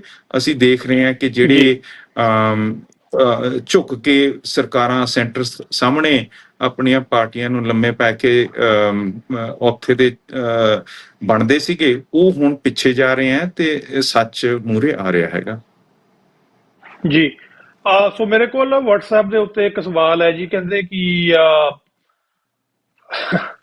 ਓਕੇ, ਚਲੋ ਮੈਂ ਜ਼ਰੂਰ ਇਹ ਸਵਾਲ ਸ਼ਾਮਿਲ ਕਰਾਂਗਾ ਜੀ। ਇਹ ਪੁੱਛ ਰਹੇ ਨੇ ਸਰਦਾਰ ਸਾਹਿਬ ਕਿ ਜੇ ਪੰਜਾਬ ਦੇ ਵਿੱਚ ਜਦੋਂ ਅਸੀਂ ਖਾਲਿਸਤਾਨ ਦੀ ਗੱਲ ਕਰਦੇ ਹਾਂ ਜਾਂ ਆਜ਼ਾਦੀ ਦੀ ਗੱਲ ਕਰਦੇ ਹਾਂ, ਤੇ ਜੇ ਤਾਂ ਕੋਈ ਸ਼੍ਰੋਮਣੀ ਅਕਾਲੀ ਦਲ ਅੰਮ੍ਰਿਤਸਰ ਦੇ ਲੀਡਰ ਜਾਂ ਇਹਨਾਂ ਦੀ ਪਾਰਟੀ ਦੇ ਵਰਕਰ ਕਰਦੇ ਆ, ਤਾਂ ਉਹਨਾਂ ਨੂੰ ਸਰਕਾਰ ਕੁਝ ਨਹੀਂ ਕਹਿੰਦੀ ਜਾਂ ਦਲ ਖਾਲਸਾ ਨੂੰ ਕੁਝ ਨਹੀਂ ਕਹਿੰਦੀ, ਪਰ ਜੇ ਕੋਈ ਹੋਰ ਕਰਨੀ ਚਾਹੁੰਦਾ ਹੈ ਤਾਂ ਉਹਨੂੰ ਤਸ਼ੱਦਦ ਵੀ ਕੀਤਾ ਜਾਂਦਾ, ਉਹਨੂੰ ਚੱਕ ਵੀ ਲਿਆ ਜਾਂਦਾ, ਉਹਨੂੰ ਮਾਰ ਵੀ ਦਿੱਤਾ ਜਾਂਦਾ। ਇਹਦੇ ਬਾਰੇ ਤੁਸੀਂ ਰਿਸਪੌਂਸ ਕਰਨਾ ਚਾਹੋਗੇ? ਹਾਂਜੀ, ਜੀ ਇਹ ਗੱਲ ਨਹੀਂ ਹੈ ਕਿ ਸਾਨੂੰ ਨਹੀਂ ਕੀਤਾ ਜਾਂਦਾ। ਸਭ ਤੋਂ ਜ਼ਿਆਦਾ ਸ਼੍ਰੋਮਣੀ ਅਕਾਲੀ ਦਲ ਅੰਮ੍ਰਿਤਸਰ ਦੇ ਜਥੇਦਾਰਾਂ ਦੀ ਗ੍ਰਿਫਤਾਰੀਆਂ ਹੋਈਆਂ। ਜਿਹੜੇ ਅੱਜ ਗ੍ਰਿਫਤਾਰ ਹੋਏ ਆ, ਉਹ ਜਿਹੜੇ ਸਾਡੇ ਜਥੇਦਾਰ ਬੀਤ ਚੁੱਕੇ ਆ ਇਸ ਰਾਹ ਚੋਂ, ਉਹਨਾਂ ਦੇ ਮੁਕਾਬਲੇ ਇਹਨਾਂ ਦੀ ਤਾਂ ਕੁਝ ਵੀ ਨਹੀਂ ਹੋਈ। ਸਾਡੇ ਜਥੇਦਾਰਾਂ ਦੀਆਂ ਜ਼ਮੀਨਾਂ ਵੀ ਵਿਕ ਹੈਗੀਆਂ। ਪ੍ਰਧਾਨ ਸਾਹਿਬ ਦੇ ਉੱਤੇ 81 ਕੇਸ ਹੋਏ ਆ, ਜਿਹਦੇ ਵਿੱਚ ਧਾਰਾ 124A ਜੋ ਹੁਣ ਸੁਪਰੀਮ ਕੋਰਟ ਨੇ ਬੈਨ ਕਰਤੀ ਹੈ ਕਿ ਇਹ ਡੈਮੋਕ੍ਰੈਟਿਕ ਸਿਸਟਮ ਦੇ ਵਿੱਚ ਸੈਡੀਸ਼ਨ ਨਹੀਂ ਮੰਨਿਆ ਜਾਣਾ ਚਾਹੀਦਾ, ਪਰ ਹੁਣ BNS ਦੇ ਵਿੱਚ ਜਿਹੜੀ ਭਾਰਤੀ ਨਿਆਂ ਜੋ ਵੀ ਹੈਗਾ ਉਹਦੇ ਵਿੱਚ ਇਹਨੂੰ ਫੇਰ ਮੁੜ ਜਾਗਰਤ ਕੀਤਾ ਹੈਗਾ। ਇਹ ਸਾਰੇ ਸਭ ਤੋਂ ਜ਼ਿਆਦਾ ਸਾਡੇ ਪਾਰਟੀ ਦੇ ਉੱਤੇ ਲੱਗੇ ਹੋਏ ਆ। ਇਹ ਅਸੀਂ 57 ਤਾਈਂ 6 ਮਹੀਨੇ ਜੇਲ੍ਹਾਂ 'ਚ ਰਹੇ ਆ, ਔਰ ਅਸੀਂ ਆਪਣਾ ਅਦਾਲਤਾਂ 'ਚ ਇਹ ਕੇਸ ਲੜ ਕੇ ਇਸ ਹੱਦ ਤੱਕ ਲੈ ਕੇ ਗਏ ਆ ਕਿ ਖਾਲਿਸਤਾਨ ਕਹਿਣਾ ਪ੍ਰਧਾਨ ਸਾਹਿਬ ਦਾ ਕੇਸ ਸੁਪਰੀਮ ਕੋਰਟ ਤੋਂ ਜਿੱਤ ਕੇ ਹੁਣ ਅਸੀਂ ਦਿਖਾਉਂਦੇ ਹੈਗੇ ਆ ਕਿ ਇਹ ਸਾਡਾ ਹੱਕ ਹੈਗਾ, ਪੀਸਫੁਲੀ ਤੇ ਡੈਮੋਕ੍ਰੈਟਿਕਲੀ ਅਸੀਂ ਮੰਗ ਸਕਦੇ ਹੈਗੇ ਆ। ਠੀਕ ਹੈ ਨਾ ਜੀ? ਸੋ ਇਹ ਅਸੀਂ ਹੰਢਾ ਚੁੱਕੇ ਹੈਗੇ ਆ। ਜਿਹੜੇ ਨਵੇਂ ਨੌਜਵਾਨ ਉੱਠਦੇ ਹੈਗੇ ਆ, ਉਹਨਾਂ ਨੂੰ ਪੁਲਿਸ ਡਰਾਉਂਦੀ ਹੈ, ਉਹ ਇਹਨਾਂ ਦੇ ਉੱਤੇ ਕੇਸ ਪਾ ਦਿੰਦੀ ਹੈ। ਜੇ ਕੋਈ ਨਵਾਂ ਜੁੜਦਾ ਹੈਗਾ, ਉਹਨੂੰ ਨਾਲ ਦੀ ਨਾਲ ਫੋਨ ਕਰਕੇ ਕਹਿੰਦੀ ਹੈ ਕਿ ਇਹ ਤੂੰ ਕੀ ਕਰ ਲਿਆ, ਜੇਲਾਂ ਖਾਏਗਾ, ਇਹ ਕਰੇਗਾ। ਜਿਹੜੇ ਸਾਡੇ ਨਾਲ ਤੁਰੇ ਹੋਏ ਆ, ਜਿਹੜੇ ਸਾਡੇ ਰਾਹੀਂ ਤੁਰਦੇ ਹੈਗੇ ਆ, ਉਹਨਾਂ ਨੂੰ ਅਸੀਂ ਸਮਝਾ ਵੀ ਦਿੰਦੇ ਆ, ਉਹਨਾਂ ਦੇ ਪੱਖ 'ਚ ਖੜ ਵੀ ਜਾਂਦੇ ਹੈਗੇ ਆ। ਪਰ ਜਦ ਕਈ ਵਾਰੀ ਕਾਲਸ ਆ ਜਾਂਦੀਆਂ ਬਾਹਰੋਂ, ਤੇ ਉਹ ਗਾਈਡੈਂਸ ਉਹਨਾਂ ਦੀ ਲੈ ਕੇ ਤੁਰ ਪੈਂਦੇ ਹੈਗੇ ਆ। ਫਿਰ ਉਹਨਾਂ ਦੇ ਮਗਰ ਜਦ ਬੀਤ ਜਾਂਦੀ ਹੈ, ਹੋ ਜਾਂਦੀ ਹੈ, ਉਹਨਾਂ ਨੂੰ ਜਿਵੇਂ ਅਸੀਂ ਰਹਿ ਚੁੱਕੇ ਆ ਇਹ ਸਾਰੇ ਕੇਸਿਸ ਦੇ ਵਿੱਚ, ਉਹਨਾਂ ਨੂੰ ਦਬਾ ਲੈਂਦੇ ਹੈਗੇ ਆ। ਫਿਰ ਉਹ ਸਾਡੇ ਕੰਨੀ ਆਉਂਦੇ ਆ, ਫਿਰ ਅਸੀਂ ਉਹਨਾਂ ਦੀ ਮਦਦ ਕਰਦੇ ਹੈਗੇ ਆ। ਸੋ ਇਹ ਜਿਹੜੀਆਂ ਜਥੇਬੰਦੀਆਂ ਜੇ ਘਬਰਾਉਣ ਨਾ, ਇਹ ਆਪਣਾ ਗਰਾਊਂਡ ਸਟੈਂਡ ਕਰਨ। ਜਿਵੇਂ ਪ੍ਰਧਾਨ ਸਾਹਿਬ ਨੂੰ ਪਤਾ ਨਹੀਂ ਕਿੰਨੀਆਂ ਗ੍ਰਿਫਤਾਰੀਆਂ ਹੋ ਗਈਆਂ, ਸਾਡੇ ਜਥੇਦਾਰਾਂ ਦੀਆਂ ਗ੍ਰਿਫਤਾਰੀਆਂ ਹੋ ਗਈਆਂ। ਜੂਨ 'ਚ ਤਾਂ ਸਾਨੂੰ ਦਰਬਾਰ ਸਾਹਿਬ ਤਾਈਂ ਪਹੁੰਚਣ ਹੀ ਨਹੀਂ ਸੀ ਦਿੰਦੇ, ਸਾਨੂੰ ਤਾਂ ਰਾਹ 'ਚ ਹੀ ਚੱਕ ਲੈਂਦੇ ਹੁੰਦੇ ਸੀਗੇ। ਮੇਰਾ ਖਿਆਲ ਜੂਨ 'ਚ ਲਾਜ਼ਮੀ ਸਾਨੂੰ 2-3 ਮਹੀਨੇ ਜੇਲ੍ਹਾਂ 'ਚ ਕੱਟਣੇ ਪੈਂਦੇ ਸੀਗੇ, ਕਿਉਂਕਿ ਅਸੀਂ ਜਾਣਾ ਹੁੰਦਾ ਸੀਗਾ ਤੇ ਪੁਲਿਸ ਨੇ ਸਾਡੇ ਘਰਾਂ ਤੇ ਰੇਡਾਂ ਮਾਰ ਕੇ। ਇਹ ਤਾਂ ਹੁਣ ਜਿਉਂ ਅਸੀਂ ਕੋਰਟਸ ਰਾਹੀਂ ਆਪਣੀਆਂ ਕੇਸ ਲੜ ਕੇ, ਸਾਨੂੰ ਪਤਾ ਹੈ ਕਿ ਸਾਡੇ ਹੱਕ ਕੀ ਹੈ, ਅਸੀਂ ਪੁਲਿਸ ਨੂੰ ਦੱਸ ਸਕਦੇ ਹਾਂ, ਪੁਲਿਸ ਨੂੰ ਵੀ ਪਤਾ ਹੈ ਕਿ ਇਹ ਜਿੱਤ ਚੁੱਕੇ ਹੈਗੇ ਆ, ਤਾਂ ਕਰਕੇ ਹੁਣ ਸਾਨੂੰ ਰਹਿਤ ਮਿਲਦੀ ਹੈਗੀ ਹੈ। ਪਰ ਜਿਵੇਂ ਜਿਉਂ ਇਹ ਜਥੇਬੰਦੀਆਂ ਹਜੇ ਤਾਂ 1-2 ਸਾਲ ਵਾਲੀਆਂ ਹੀ ਆ, ਜਿਉਂ ਇਹਨਾਂ ਨੂੰ ਇਹ ਸਾਰੀਆਂ ਚੀਜ਼ਾਂ ਦਾ ਪਤਾ ਲੱਗੂਗਾ, ਇਹ ਵੀ ਹੰਡ ਜਾਣਗੇ ਜੀ। ਜੀ। ਸੋ ਅਗਲਾ ਜਿਹੜਾ ਸਵਾਲ ਹੈ ਸਰਦਾਰ ਸਾਹਿਬ, ਉਹ ਇਹ ਹੈ ਕਿ ਜੀਓ ਪੋਲਿਟਿਕਸ ਦੀ ਥੋੜੀ ਜਿਹੀ ਗੱਲ ਕਰ ਲਈਏ। ਤੁਹਾਨੂੰ ਪਤਾ ਕਿ ਦੁਨੀਆ ਜਿਹੜੀ ਆ ਉਹ ਬਦਲ ਰਹੀ ਹੈ। ਦੁਨੀਆ ਦੁਸ਼ਮਣੀਆਂ ਤੇ ਦੋਸਤੀਆਂ ਵੀ ਦੁਨੀਆ ਦੀਆਂ ਜਿਹੜੀਆਂ ਆਪਸ ਦੇ ਵਿੱਚ ਉਹ ਵੀ ਬਦਲ ਰਹੀਆਂ, ਤੇ ਵਪਾਰ ਨੂੰ ਜਿਹੜੀ ਤਰਜੀਹ ਹੈ ਜਿਹੜੀ ਉਹ ਦਿੱਤੀ ਜਾ ਰਹੀ ਹੈ। ਸਪੈਸ਼ਲੀ ਜਦੋਂ ਦੇ ਡੋਨਲਡ ਟਰੰਪ ਸਾਹਿਬ ਜਿਹੜੇ ਜਿੱਤ ਕੇ ਦੁਬਾਰਾ ਜਿਹੜਾ ਗਲੋਬਲ ਪੋਲਿਟਿਕਸ ਦੇ ਵਿੱਚ ਇੱਕ ਵੱਡੀ ਤਬਦੀਲੀ ਲੈ ਕੇ ਆਏ ਆ ਕਿ ਮੈਂ ਤਾਂ ਸਿਰਫ ਵਪਾਰ ਹੀ ਕਰਨਾ। ਤੇ ਉਹਦੇ ਇਰਦ ਗਿਰਦ ਜਦੋਂ ਅਸੀਂ ਸਾਊਥ ਏਸ਼ੀਅਨ ਖਿੱਤੇ ਦੀ ਜਿਹੜੀ ਨਵੀਂ ਜਿਹੜੀ ਹੈਗੀ ਆ ਉਹ ਦੇਖਦੇ ਆ, ਜੁਗਲਬੰਦੀ ਆ ਜਿਹੜੀ, ਉਹਨੂੰ ਤੁਸੀਂ ਕਿਸ ਤਰ੍ਹਾਂ ਵੇਖਦੇ ਹੋ? ਤੇ ਖਾਲਿਸਤਾਨ ਦੀ ਸਟਰਗਲ ਦੇ ਉੱਤੇ ਉਹਦੇ ਕੀ ਪ੍ਰਭਾਵ ਪੈ ਸਕਦੇ ਨੇ, ਜਾਂ ਪੰਜਾਬ ਦੀ ਆਜ਼ਾਦੀ ਦੇ ਉੱਤੇ ਉਹਦੇ ਕੀ ਪ੍ਰਭਾਵ ਪੈ ਸਕਦੇ ਨੇ? ਇਹਦੇ 'ਚ ਤੁਸੀਂ ਜਿਹੜੇ ਨਵੇਂ ਜਿਹੜੇ ਵਪਾਰਿਕ ਰੂਟ ਬਣ ਰਹੇ ਨੇ, ਉਹ ਚਾਹੇ ਚਾਈਨਾ ਦਾ ਸਿਲਕ ਰੂਟ ਹੋਵੇ ਜਾਂ ਪੰਜਾਬ ਦੀ ਹਿੱਕ ਚੀਰ ਕੇ ਜਿਹੜੀਆਂ ਉਹ ਸੜਕਾਂ ਸਰਹੱਦ ਵੱਲੋਂ ਨਵੇਂ ਹਾਈਵੇਜ਼ ਦੇ ਜਾਲ ਵਿਛਾਏ ਜਾ ਰਹੇ ਨੇ। ਇਹਦੇ ਬਾਰੇ ਜਰੂਰ ਥੋੜਾ ਜਿਹਾ ਐਲੈਬੋਰੇਟ ਕਰੋ ਕਿ ਗਰਾਊਂਡ ਦੇ ਉੱਤੇ ਕੰਮ ਕਰਦਿਆਂ ਤੁਸੀਂ ਇਸ ਘਟਨਾਕ੍ਰਮ ਨੂੰ ਕਿਵੇਂ ਵੇਖਦੇ ਹੋ? ਇਹ ਜਿਸ ਦੇਸ਼ 'ਚ ਮੈਂ ਬਸ ਰਿਹਾ ਉਹਦੀ ਇੱਕ ਬਹੁਤ ਵੱਡੀ ਬੇਵਕੂਫੀ ਹੈ, ਕਿਉਂਕਿ ਜੀ ਜਿੰਗਪਿੰਗ ਮੋਦੀ ਕੋਲੇ ਆਇਆ ਸੀਗਾ ਤੇ ਉਹ ਕਹਿੰਦਾ ਸੀਗਾ ਕਿ ਆਪਾਂ ਬੈਠ ਕੇ ਗੱਲਾਂ ਕਰਕੇ ਆਪਣੇ ਜਿਹੜੇ ਮਤਭੇਦਾਂ ਸੁਲਝਾ ਲਈਏ, ਆਪਾਂ ਇੱਕ ਦੂਜੇ ਨਾਲ ਵਪਾਰ ਕਰੀਏ, ਤੇ ਮੋਦੀ ਨੇ ਉਹਨੂੰ ਠੁਕਰਾਤਾ। ਔਰ ਜਦ ਬੀਜੇਪੀ ਨੇ ਧਾਰਾ 370 ਰੱਦ ਕਰਤੀ ਤੇ ਜਿੱਥੇ ਚਾਈਨਾ ਦਾ ਉਹਦਾ ਆਪਣਾ ਹੱਕ ਸੀਗਾ ਜਾਂ ਉਹਦੀ ਨਿਗਾਹ ਸੀ, ਉਹ ਲੱਦਾਖ ਨੂੰ ਵੱਖਰਾ ਕਰਤਾ ਤੇ ਉਹਨੂੰ ਯੂਨੀਅਨ ਟੈਰੀਟਰੀ ਬਣਾਤਾ ਤੇ ਉਹਦੇ ਉੱਤੇ ਡਾਇਰੈਕਟ ਸੈਂਟਰਲ ਕੰਟਰੋਲ ਕਰਤਾ, ਆਟੋਨਮੀ ਖਤਮ ਕਰਤੀ। ਉਸ ਸਮੇਂ ਦੇ ਉੱਤੇ ਸ਼ੀ ਜਿਨਪਿੰਗ ਨੇ ਜਾ ਕੇ ਪਾਕਿਸਤਾਨ ਨਾਲ ਪਹਿਲਾਂ ਤੋਂ ਵੀ ਉਹਨਾਂ ਦਾ ਜਿਹੜਾ ਬੈਲਟ ਐਂਡ ਰੋਡ ਇਨੀਸ਼ੀਏਟਿਵ ਸੀ ਉਹਦੇ ਵਿੱਚ ਸਾਂਝ ਪਾ ਕੇ ਤੇ ਅਸ਼ੋਰੈਂਸਸ ਦੇਤੀਆਂ ਕਿ ਅਸੀਂ ਤੇਰੇ ਨਾਲ ਖੜਾਂਗੇ। ਹੁਣ ਇਹਦਾ ਕੀ ਮਤਲਬ ਹੋਇਆ ਹੈਗਾ? ਆ ਜਿਹੜੀ ਹੁਣ ਜੰਗ ਛਿੜੀ ਹੈਗੀ ਹੈ, ਇਹਦੇ ਵਿੱਚ ਭਾਰਤ ਕੋਈ ਖਾਸ ਚੀਜ਼ ਕਰ ਨਹੀਂ ਸਕਿਆ ਹੈਗਾ, ਸਗੋਂ ਇਹਨੇ ਆਪਣੀ ਵੀਕਨੈਸ ਦਿਖਾਈ ਹੈਗੀ ਹੈ। ਵੀਕਨੈਸ ਕੀ ਹੈਗੀ ਹੈ ਕਿ ਜਿਹੜੀ ਇਲੈਕਟ੍ਰੋਨਿਕ ਵਾਰਫੇਅਰ ਹੈਗੀ ਹੈ, ਜਿਹੜੀ ਇੰਟਰਓਪਰੇਬਿਲਿਟੀ ਵਕ ਆਰਮੀ 에ਅਰਫੋਰਸ ਦੇ ਵਿੱਚ ਹੋਣੀ ਚਾਹੀਦੀ ਹੈ, ਉਹ ਪਾਕਿਸਤਾਨ ਨੇ ਆਪਣੀ ਸਟਰੈਂਥ ਦਿਖਾਈ ਹੈਗੀ ਹੈ। ਉਹਨਾਂ ਨੇ ਆਰਟੀਫੀਸ਼ੀਅਲ ਇੰਟੈਲੀਜੈਂਸ ਨਾਲ ਆਪਣਾ ਜਿਹੜਾ ਵਾਰਫੇਅਰ ਤੋਰਿਆ ਹੈਗਾ, ਕੰਟਰੋਲ ਕੀਤਾ ਹੈਗਾ, ਲੌਂਗ ਡਿਸਟੈਂਸ ਤੋਂ ਉਹਨਾਂ ਨੇ ਸ਼ੂਟ ਡਾਊਨ ਕੀਤਾ ਹੈਗਾ। ਤੇ ਹੁਣ ਜਿਹੜੇ ਅਪਗ੍ਰੇਡਸ ਚਾਈਨਾ ਉਹਨਾਂ ਨੂੰ ਦੇ ਰਿਹਾ, ਜਿਵੇਂ ਉਹ J-35 A ਦੀ ਥਾਂ ਜਿਹੜਾ ਐਕਸਪੋਰਟ ਮਾਡਲ ਹੈ, ਚਾਈਨਾ ਉਹਨੂੰ ਸਿੱਧਾ J-35 ਜਿਹੜਾ ਉਹ ਆਪ ਹੀ ਵਰਤਦਾ ਉਹ ਵੀ ਦੇਣ ਲੱਗਿਆ ਹੈਗਾ। ਉਹਨਾਂ ਨੂੰ ਰਡਾਰ ਸਿਸਟਮਸ ਆਪਣੇ ਇੱਕ ਵਾਲ ਬਣਾਉਣ ਵਾਸਤੇ ਕਿ ਇੱਥੇ ਸਾਰਾ ਕੁਝ ਸਾਡੇ ਜ਼ਿਹਨ 'ਚ ਹੋਏ, ਉਹਦੀ ਪਲੈਨਿੰਗ ਕਿਵੇਂ ਹੋਣੀ ਹੈਗੀ ਹੈ। ਤੇ ਜਿਹੜੀ ਕੁਇਕਨੈਸ ਆਫ ਰਿਸਪੌਂਸ ਪਾਕਿਸਤਾਨ ਨੇ ਦਿਖਾਤੀ ਹੈਗੀ ਹੈ, ਤੇ ਜਿਹੜਾ ਚਾਈਨਾ ਉਹਨਾਂ ਦੇ ਪਿੱਛੇ ਖੜ ਗਿਆ ਹੈਗਾ। ਅੱਜ ਕੋਈ ਨਹੀਂ ਕਹਿ ਸਕਦਾ ਹੈਗਾ ਕਿ ਪਾਕਿਸਤਾਨ ਗਰੀਬ ਹੈ, ਕਿਉਂਕਿ ਜੋ ਕੁਝ ਵੀ ਚਾਹੀਦਾ ਚਾਈਨਾ ਉਹਨੂੰ ਪ੍ਰੋਵਾਈਡ ਕਰੂਗਾ ਜੰਗ 'ਚ। ਤੇ ਇੰਡੀਆ ਨੂੰ ਕਨਵੈਨਸ਼ਨਲ ਵਾਰਫੇਅਰ ਦੇ ਵਿੱਚ ਵੀ ਬਹੁਤ ਇੱਕ ਵੱਡੀ ਸੱਟ ਪਈ ਹੈ। ਹੁਣ ਇਹ ਜਦ ਚਾਈਨਾ ਤੇ ਪਾਕਿਸਤਾਨ ਇੱਕ ਹੋ ਗਏ ਹੈ, ਤੁਸੀਂ ਦੇਖੋ ਈਰਾਨ ਦਾ ਤੇਲ ਹੁਣ ਰੇਲ ਗੱਡੀ ਰਾਹੀਂ ਸਿੱਧਾ ਚਾਈਨਾ ਜਾ ਰਿਹਾ ਹੈਗਾ। ਸਾਰਾ ਸੈਂਟਰਲ ਏਸ਼ੀਆ ਚਾਈਨਾ ਕਵਰ ਕਰ ਰਿਹਾ ਹੈਗਾ। ਹੁਣ ਇਹ ਕਿੱਡੀ ਵੱਡੀ ਬੇਵਕੂਫੀ ਹੈ ਕਿ ਜਿਹੜਾ ਟ੍ਰੈਡੀਸ਼ਨਲ ਸਿਲਕ ਰੂਟ ਜਿਹਦੇ ਵਿੱਚ ਇੰਡੀਆ ਦਾ ਹਿੱਸਾ ਹੁੰਦਾ ਸੀ, ਉਹ ਚੱਕ ਕੇ ਹੋਮੇ ਦੇ ਵਿੱਚ ਤੁਸੀਂ ਆਪਣੇ ਆਪ ਨੂੰ ਕੱਟ ਕਰ ਲਿਆ ਹੈਗਾ। ਹੁਣ ਤੁਹਾਡੇ ਜਿਹੜੇ ਰੂਟ ਖੁੱਲੇ ਹੈਗੇ ਆ, ਉਹਦੇ ਵਿੱਚ ਮਤਲਬ ਤੁਸੀਂ ਚਾਈਨਾ ਨੂੰ ਡੋਮੀਨੇਟ ਨਹੀਂ ਕਰ ਸਕਦੇ ਹੈਗੇ ਮੈਨੂਫੈਕਚਰਿੰਗ 'ਚ, ਉਹਦੀਆਂ ਜਿਹੜੀਆਂ ਐਡਵਾਂਸਮੈਂਟਸ ਆ ਉਹਨੂੰ ਮੈਚ ਨਹੀਂ ਕਰ ਸਕਦੇ ਹੈਗੇ। ਹਰੇਕ ਨੇਬਰ ਨਾਲ ਤੁਸੀਂ ਲੜੇ ਹੋਏ ਹੋ, ਬੰਗਲਾਦੇਸ਼ ਨਾਲ, ਪਾਕਿਸਤਾਨ ਨਾਲ, ਨੇਪਾਲ ਨਾਲ, ਜਿੱਥੇ ਵੀ ਦੇਖੋ ਤੁਸੀਂ, ਬਰਮਾ ਤੇ ਵੀ ਤੁਸੀਂ ਆਪ ਦਾ ਗੰਦ ਪਾਇਆ ਹੋਇਆ ਹੈਗਾ। ਇਹ ਕਿਸੇ ਨਾਲ ਬਣਾ ਕੇ ਨਹੀਂ ਰੱਖ ਰਹੇ ਹੈਗੇ। ਤੇ how can you build N economy ਜੇ ਤੁਹਾਡੇ ਗਵਾਂਢ 'ਚ ਹੀ ਤੁਹਾਡੀ ਨਾ ਬਣੀ ਹੋਏ? ਹਾਂਜੀ। ਤੇ ਇਹ ਇੱਕ ਬਹੁਤ ਆਪਣੇ ਆਪ ਨੂੰ ਇਹਨਾਂ ਨੇ ਸੈਲਫ ਗੋਲ ਬਣਾਤਾ ਹੈਗਾ। ਜੇ ਬੈਠ ਕੇ ਗੱਲਾਂ ਕਰ ਲੈਂਦੇ, ਜਿਹੜੀ ਆਪਣੇ ਯੂਨਾਈਟਿਡ ਨੇਸ਼ਨਸ ਦਾ ਚਾਰਟਰ ਹੈਗਾ, ਉਹਦੇ ਵਿੱਚ every people have the right to self determination. ਕਸ਼ਮੀਰੀਆਂ ਨੂੰ ਤੁਸੀਂ ਦੇਖੋ ਕਿੰਨੇ ਸਾਲਾਂ ਦਾ ਹੁਣ ਫੌਜ ਦਾ ਕੰਮ ਹੈਗਾ ਐਕਸਟਰਨਲ ਥ੍ਰੈਟਸ ਨੂੰ ਡੀਲ ਕਰਨਾ, ਪਰ ਭਾਰਤ ਦੀ ਸਰਕਾਰ ਫੌਜ ਤਾਂ ਇੰਟਰਨਲ ਥ੍ਰੈਟਸ ਨਾਲ ਹੀ ਲੜੀ ਜਾਂਦੀ ਹੈ। ਇਹਨਾਂ ਨੂੰ ਤਾਂ ਹੁਣ ਇਹ ਵੀ ਭੁੱਲ ਗਿਆ ਕਿ ਆਰਮੀ ਦੂਜੀ ਆਰਮੀ ਨਾਲ ਲੜੀ ਦਾ ਕਿਵੇਂ ਹੈਗਾ। ਇਹ ਤਾਂ ਐਤਕੀ ਕਰ ਹੀ ਨਹੀਂ ਸਕੇ ਹੈਗੇ। ਦੇ ਵਰ ਬੈਡਲੀ ਬੀਟਨ, ਆਪਣੇ ਜਹਾਜ਼ ਢਹਾ ਕੇ ਬਹਿ ਗਏ। So they have totally corrupted what could have been. And ਇਹਦੇ ਬਹੁਤ ਵੱਡੇ ਘਾਟੇ ਪੈਣੇ ਆ। ਸਭ ਤੋਂ ਜ਼ਿਆਦਾ ਪੰਜਾਬ ਨੂੰ ਇਹਦਾ ਭੁਗਤਣਾ ਪੈਣਾ ਹੈਗਾ।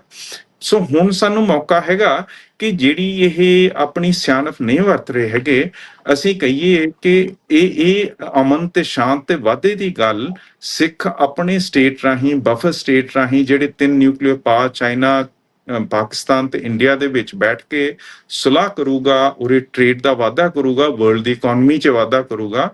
ਇਹ ਸਾਡਾ ਹੁਣ ਸਮਾਂ ਹੈਗਾ ਤੇ ਮੌਕਾ ਹੈਗਾ। ਤੇ ਤੇ ਆਪਾਂ ਨੂੰ ਇਹੋ ਜਿਹੀ ਜੀਓਪੋਲਿਟਿਕਸ 'ਚ ਹਿੱਸਾ ਲੈਣਾ ਚਾਹੀਦਾ ਹੈ। ਅਸੀਂ ਹਿਊਮਨ ਰਾਈਟਸ ਦੀ ਗੱਲ ਕਰੀਏ, ਅਸੀਂ ਸੋਵਰੇਨ ਨੇਸ਼ਨਸ ਦੀ ਗੱਲ ਕਰੀਏ, ਜਿਵੇਂ ਭਾਰਤ ਹੁਣ ਸੋਵਰੇਨਿਟੀ ਵੀ ਭੰਗ ਕਰਨ ਤੇ ਆਇਆ ਹੋਇਆ। ਆ ਸੰਦੂਰ 'ਚ ਵੀ ਇਹਨੇ ਬੰਬ ਪਾਕਿਸਤਾਨ 'ਚ ਸੁੱਟ ਤੇ, ਕੈਨੇਡਾ 'ਚ ਭਾਈ ਹਰਦੀਪ ਸਿੰਘ ਨਿੱਜਰ ਦਾ ਕੇਸ ਤੁਸੀਂ ਜਾਣਦੇ ਹੋ, ਇਸੇ ਤਰ੍ਹਾਂ ਗੁਰਪ੍ਰੀਤ ਸਿੰਘ ਪੰਨੂ ਦਾ ਕੇਸ ਜਿਹੜਾ ਹੈਗਾ, ਤੇ ਖੰਡਾ ਸਾਹਿਬ ਦਾ ਹੁਣ ਬਰਸੀ ਮਨਾਈ ਗਈ ਹੈਗੀ ਹੈ। ਉਹ ਸਾਰੀਆਂ ਚੀਜ਼ਾਂ ਆਪਾਂ ਨੂੰ ਹਾਈਲਾਈਟ ਕਰਕੇ ਇਹਨੂੰ ਐਕਸਪਲੋਇਟ ਕਰਨਾ ਚਾਹੀਦਾ ਹੈ, ਤੇ ਆਪਣਾ ਜਿਹੜਾ ਹਿਸਟੋਰੀਕਲ ਰਾਈਟ ਹੈ ਉਹਨੂੰ ਆਪਾਂ ਡਿਮਾਂਡ ਕਰੀਏ। ਜੀ ਇੱਕ ਹੋਰ WhatsApp ਦੇ ਉੱਤੇ ਦੋ ਮੈਸੇਜ ਆ। ਮੈਂ ਪਹਿਲਾ ਮੈਸੇਜ ਜਿਹੜਾ ਉਹ ਪੜ੍ਹਦੇ ਆ ਜੀ। ਇਹ ਕਹਿੰਦੇ ਨੇ ਕਿ ਤੁਹਾਡੇ ਲੁਧਿਆਣਾ ਤੋਂ ਕੈਂਡੀਡੇਟ ਗੋਪੀ ਸਾਹਿਬ ਦੀ ਮੀਡੀਆ ਕਵਰੇਜ ਕਿਉਂ ਨਹੀਂ ਹੋ ਰਹੀ ਜੀ? ਆਏ ਹੈ ਜੀ, ਦ ਮੀਡੀਆ ਮਾਰਕੀਟ ਓਵਰ ਹੇਅਰ, ਉਹਦੇ ਉੱਤੇ ਦੋ ਅਸਰ ਹੈਗੇ ਆ। ਇੱਕ ਤਾਂ ਹੈਗਾ ਸਰਕਾਰ ਦੀਆਂ ਪਾਬੰਦੀਆਂ, ਠੀਕ ਹੈ ਨਾ ਜੀ। ਉਹ ਲਾਇਸੈਂਸਿੰਗ ਰਾਜ ਅਧੀਨ ਬਹੁਤ ਕੁਝ ਕਿਸੇ ਵੀ ਮੀਡੀਆ ਆਊਟਲੈਟ ਦਾ ਉੱਤੇ ਸ਼ਿਕੰਜੇ ਟਾਈਟ ਕਰ ਸਕਦੇ ਹੈਗੇ ਆ, ਜਿਹੜੇ ਇਹਨਾਂ ਦੇ ਕਾਨੂੰਨ ਬਣੇ ਹੋਏ ਆ ਤੇ ਜਿਹੜੀਆਂ ਇਹਨਾਂ ਨੇ ਪਰਮਿਸ਼ਨਸ ਗ੍ਰਾਂਟ ਕਰਨੀਆਂ ਹੈਗੀਆਂ। ਸੋ ਸ਼੍ਰੋਮਣੀ ਅਕਾਲੀ ਦਲ ਅੰਮ੍ਰਿਤਸਰ ਇੱਕ ਪਾਰਟੀ ਜਿਹੜਾ ਖਾਲਸਾ ਰਾਜ ਦੀ ਗੱਲ ਕਰਦੀ ਹੈ, ਉਹਦੀ ਕਵਰੇਜ ਕਦੀ ਵੀ ਇੱਥੇ ਵੱਧ ਕੇ ਹੋ ਨਹੀਂ ਸਕਦੀ। ਜੇ ਕੋਈ ਗੱਲ ਉੱਭਰੇ ਤਾਂ ਜਾ ਕੇ ਤੁਸੀਂ ਮੀਡੀਆ ਦੇ ਵਿੱਚ ਸਾਡੀ ਗੱਲ ਸੁਣੋਗੇ। ਸੋ ਇੱਕ ਤਾਂ ਓਫੀਸ਼ੀਅਲ ਜਿਹੜੀ ਸੈਂਕਸ਼ਨ ਹੈਗੀ ਹੈ, ਦੂਜੀ ਹੈਗੀ ਹੈ ਕਿ media is a money game. ਹੁਣ ਜਿਹੜੀਆਂ ਪਾਰਟੀਆਂ ਸੱਤਾ 'ਚ ਰਹਿ ਕੇ ਉਹਨਾਂ ਨੇ ਮੀਡੀਆ ਦੇ ਨਾਲ ਐਡਜਸਟਮੈਂਟਸ ਕੀਤੇ ਹੋਏ ਹੈ, ਉਹਨਾਂ ਨੂੰ ਐਡਵਰਟਿਜ਼ਮੈਂਟਸ ਦੇ ਰਹੀ ਹੈਗੀ ਹੈ, ਉਹਨਾਂ ਦੀ ਕਵਰੇਜ ਲਾਲਚ ਅਧੀਨ ਵੱਧ ਹੁੰਦੀ ਹੈਗੀ ਹੈ।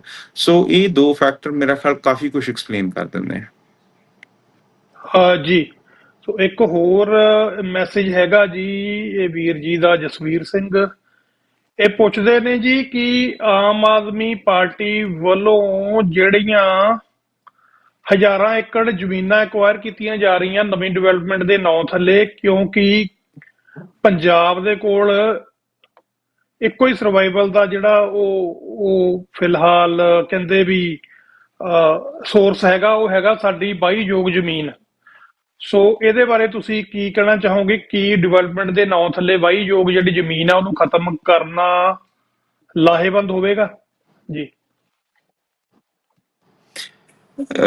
ਦੇਖੋ, ਪ੍ਰੋਜੈਕਟਸ ਵਾਸਤੇ ਜ਼ਮੀਨਾਂ ਇਕੱਠੀਆਂ ਕਰਨਾ, ਜੇ ਇਕਨੋਮਿਕਲੀ ਕੋਈ ਖਰੀਦ ਕੇ ਲਵੇ, ਮੇਰਾ ਖਿਆਲ ਜਾਇਜ਼ ਹੈ। ਕਈ ਚੀਜ਼ਾਂ ਦੇ ਵਿੱਚ ਸਰਕਾਰ ਆਪਣੀ ਪਾਵਰ ਵੱਧ ਕੇ ਪੂਲਿੰਗ ਵੀ ਕਰਦੀ ਹੁੰਦੀ ਹੈਗੀ ਹੈ, ਉਹਦਾ ਇਕਨੋਮਿਕ ਕੰਪਨਸੇਸ਼ਨ ਦਿੰਦੀ ਹੈਗੀ ਹੈ। ਜਿਵੇਂ ਮੇਰੇ ਖੇਤਾਂ ਨੂੰ ਇਹਦੇ ਵਿੱਚ ਇੱਕ ਹਾਈ ਵੋਲਟੇਜ ਲਾਈਨ ਕੱਢੀ ਸੀਗੀ, ਟਾਰ ਲਾਏ ਸੀਗੇ, ਉਹ ਮੇਰੀ ਜ਼ਮੀਨ ਦੀ ਬਰਬਾਦੀ ਕਰਤੀ, ਪਰ ਮੈਨੂੰ ਉਹਨਾਂ ਨੇ ਇੱਕ ਪੈਸਾ ਨਹੀਂ ਦਿੱਤਾ ਹੈਗਾ। ਸੋ ਮੈਂ ਤਾਂ ਸਟੇਟ ਦੇ ਜਿਹੜੇ ਪ੍ਰੋਜੈਕਟਸ ਹੈਗੇ ਆ, ਇਹ ਬਹੁਤ ਵਾਰੀ ਵੈਨਿਟੀ ਪ੍ਰੋਜੈਕਟਸ ਬਣ ਜਾਂਦੇ ਆ।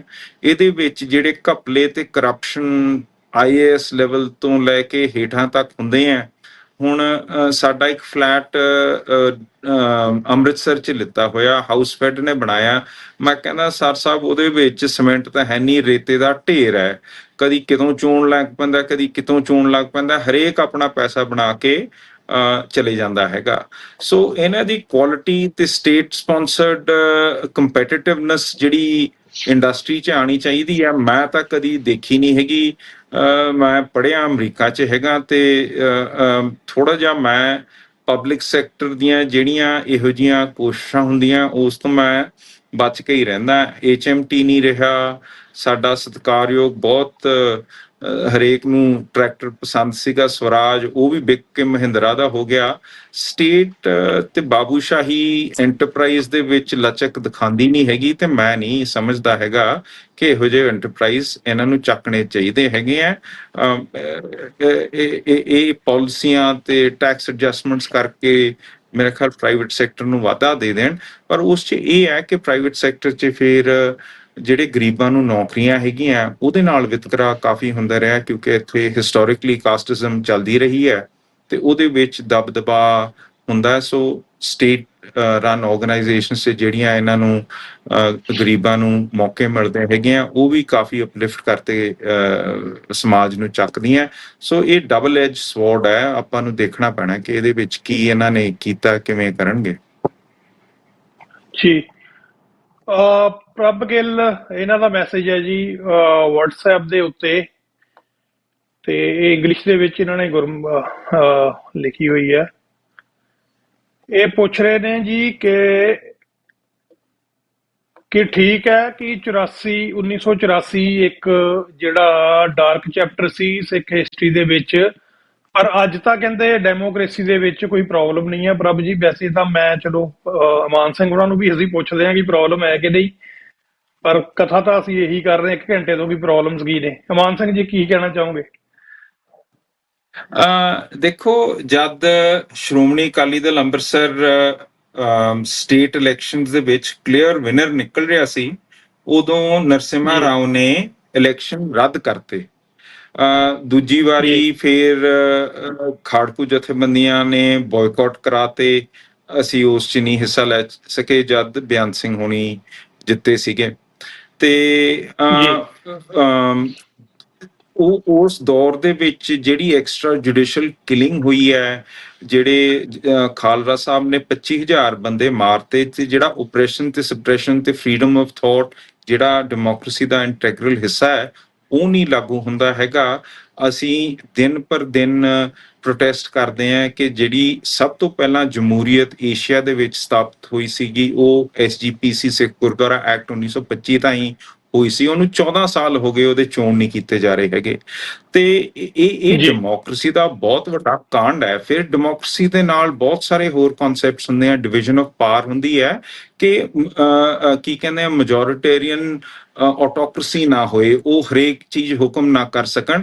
ਉਹਦੇ ਵਿੱਚ ਕਨਸੈਪਟ ਹੈਗੇ ਆ ਕਿ ਚੋਣ ਵਾਰ-ਵਾਰ ਹੋਣੇ ਚਾਹੀਦੇ ਆ। ਅਮਰੀਕਾ ਦੇ ਵਿੱਚ ਡੌਗ ਕੈਚਰ ਦਾ ਵੀ ਚੋਣ ਹੁੰਦਾ, 24 ਘੰਟੇ ਉੱਥੇ ਚੋਣ ਕਿਸੇ ਨਾ ਕਿਸੇ ਚੀਜ਼ ਦਾ ਹੁੰਦਾ। ਉਹਦਾ ਕੀ ਮਤਲਬ ਹੋਇਆ? ਉਹਦਾ ਮਤਲਬ ਹੋਇਆ ਕਿ ਸੰਗਤ ਦੀ ਗੱਲ ਪਾਵਰ ਦੇ ਕੋਰੀਡੋਰਸ ਦੇ ਵਿੱਚ ਗੂੰਜਣੀ ਹਮੇਸ਼ਾ ਚਾਹੀਦੀ ਹੈਗੀ ਹੈ। ਕੋਈ ਵੀ ਇਸ ਪਾਵਰ ਨੂੰ ਅਪਣਾ ਨਾ ਸਕੇ ਤਾਂ ਬਾਰ-ਬਾਰ ਚੋਣ ਹੁੰਦੇ ਹੈਗੇ ਆ। ਪਰ ਭਾਰਤ ਹੁਣ ਸਾਰੇ ਚੋਣ ਇਕੱਠੇ ਕਰਨ ਨੂੰ ਫਿਰਦਾ ਕਿ 5 ਸਾਲ ਕੁਝ ਕਹੀ ਨਾ ਸਕੇ। ਜੋ ਹੁਕਮਰਾਨ ਹੈ ਉਹ ਆਪਣੀ ਮਨਮਰਜ਼ੀ ਕਰੇ ਤੇ ਉਹਦੇ ਵਿੱਚ ਕੋਈ ਸੁਣਵਾਈ ਨਾ ਹੋਏ।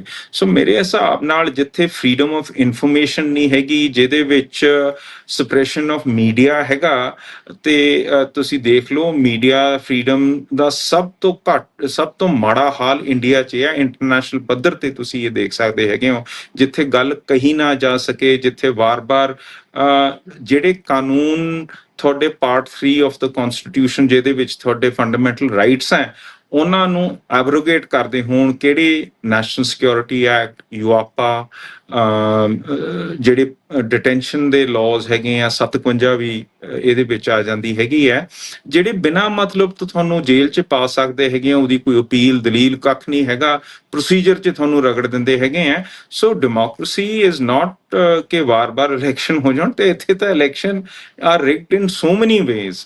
ਮਤਲਬ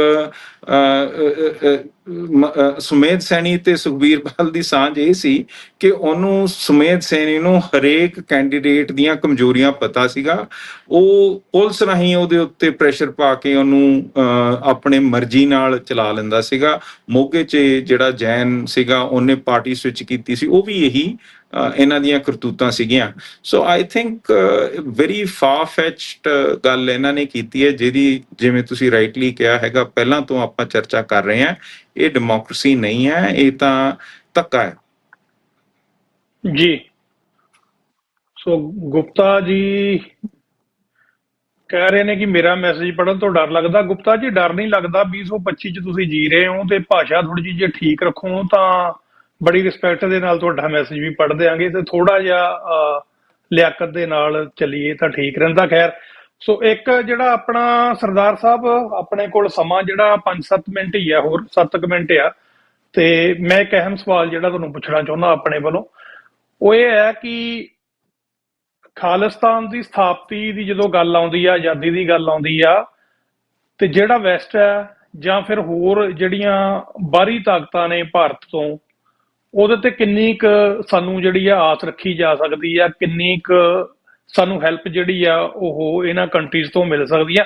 ਉਹਦੇ ਨਾਲ ਨਾਲ ਮੈਂ ਇੱਕ ਹੋਰ ਅਹਿਮ ਜਾਣਕਾਰੀ ਦਰਸ਼ਕਾਂ ਦੇ ਲਈ ਵੀ ਸਾਂਝੀ ਕਰਨੀ ਚਾਹੁੰਦਾ ਕਿ ਬੀਤੇ ਕੱਲ ਯੂਐਸ ਕਾਂਗਰਸ ਦੇ ਵਿੱਚ, ਸੋ ਯੂਐਸ ਕਾਂਗਰਸ ਜਦੋਂ ਅਸੀਂ ਕਹਿੰਦੇ ਆ, ਇਹ ਜਿਹੜੀ ਇੰਡੀਆ ਵਾਲੀ ਕਾਂਗਰਸ ਨਹੀਂ ਹੈ, ਇਹ ਯੂਨਾਈਟਿਡ ਸਟੇਟਸ ਕਾਂਗਰਸ ਅਸੈਂਬਲੀ ਹੈ, ਜਿਹੜੀ ਜਿਹਨੂੰ ਪੰਜਾਬੀ 'ਚ ਜੇ ਆਪਾਂ ਸਰਲ ਭਾਸ਼ਾ 'ਚ ਕਹਿਣਾ ਹੋਵੇ ਕਿ ਅਮਰੀਕਾ ਦੀ ਜਿਹੜੀ ਪਾਰਲੀਮੈਂਟ ਆ, ਯੂਐਸ ਕਾਂਗਰਸ ਦੇ ਵਿੱਚ ਕੱਲ ਅਰਦਾਸ ਹੋਈ ਹੈ, ਜਿਹਦੇ 'ਚ ਜੂਨ 1984 ਦੇ ਸ਼ਹੀਦਾਂ ਨੂੰ ਸ਼ਰਧਾਂਜਲੀ ਦਿੱਤੀ ਗਈ। ਉਸ ਤੋਂ ਬਾਅਦ ਤੇ ਖਾਲਿਸਤਾਨ ਜਿੰਦਾਬਾਦ ਦਾ ਨਾਰਾ ਵੀ ਉੱਥੇ ਲੱਗਿਆ।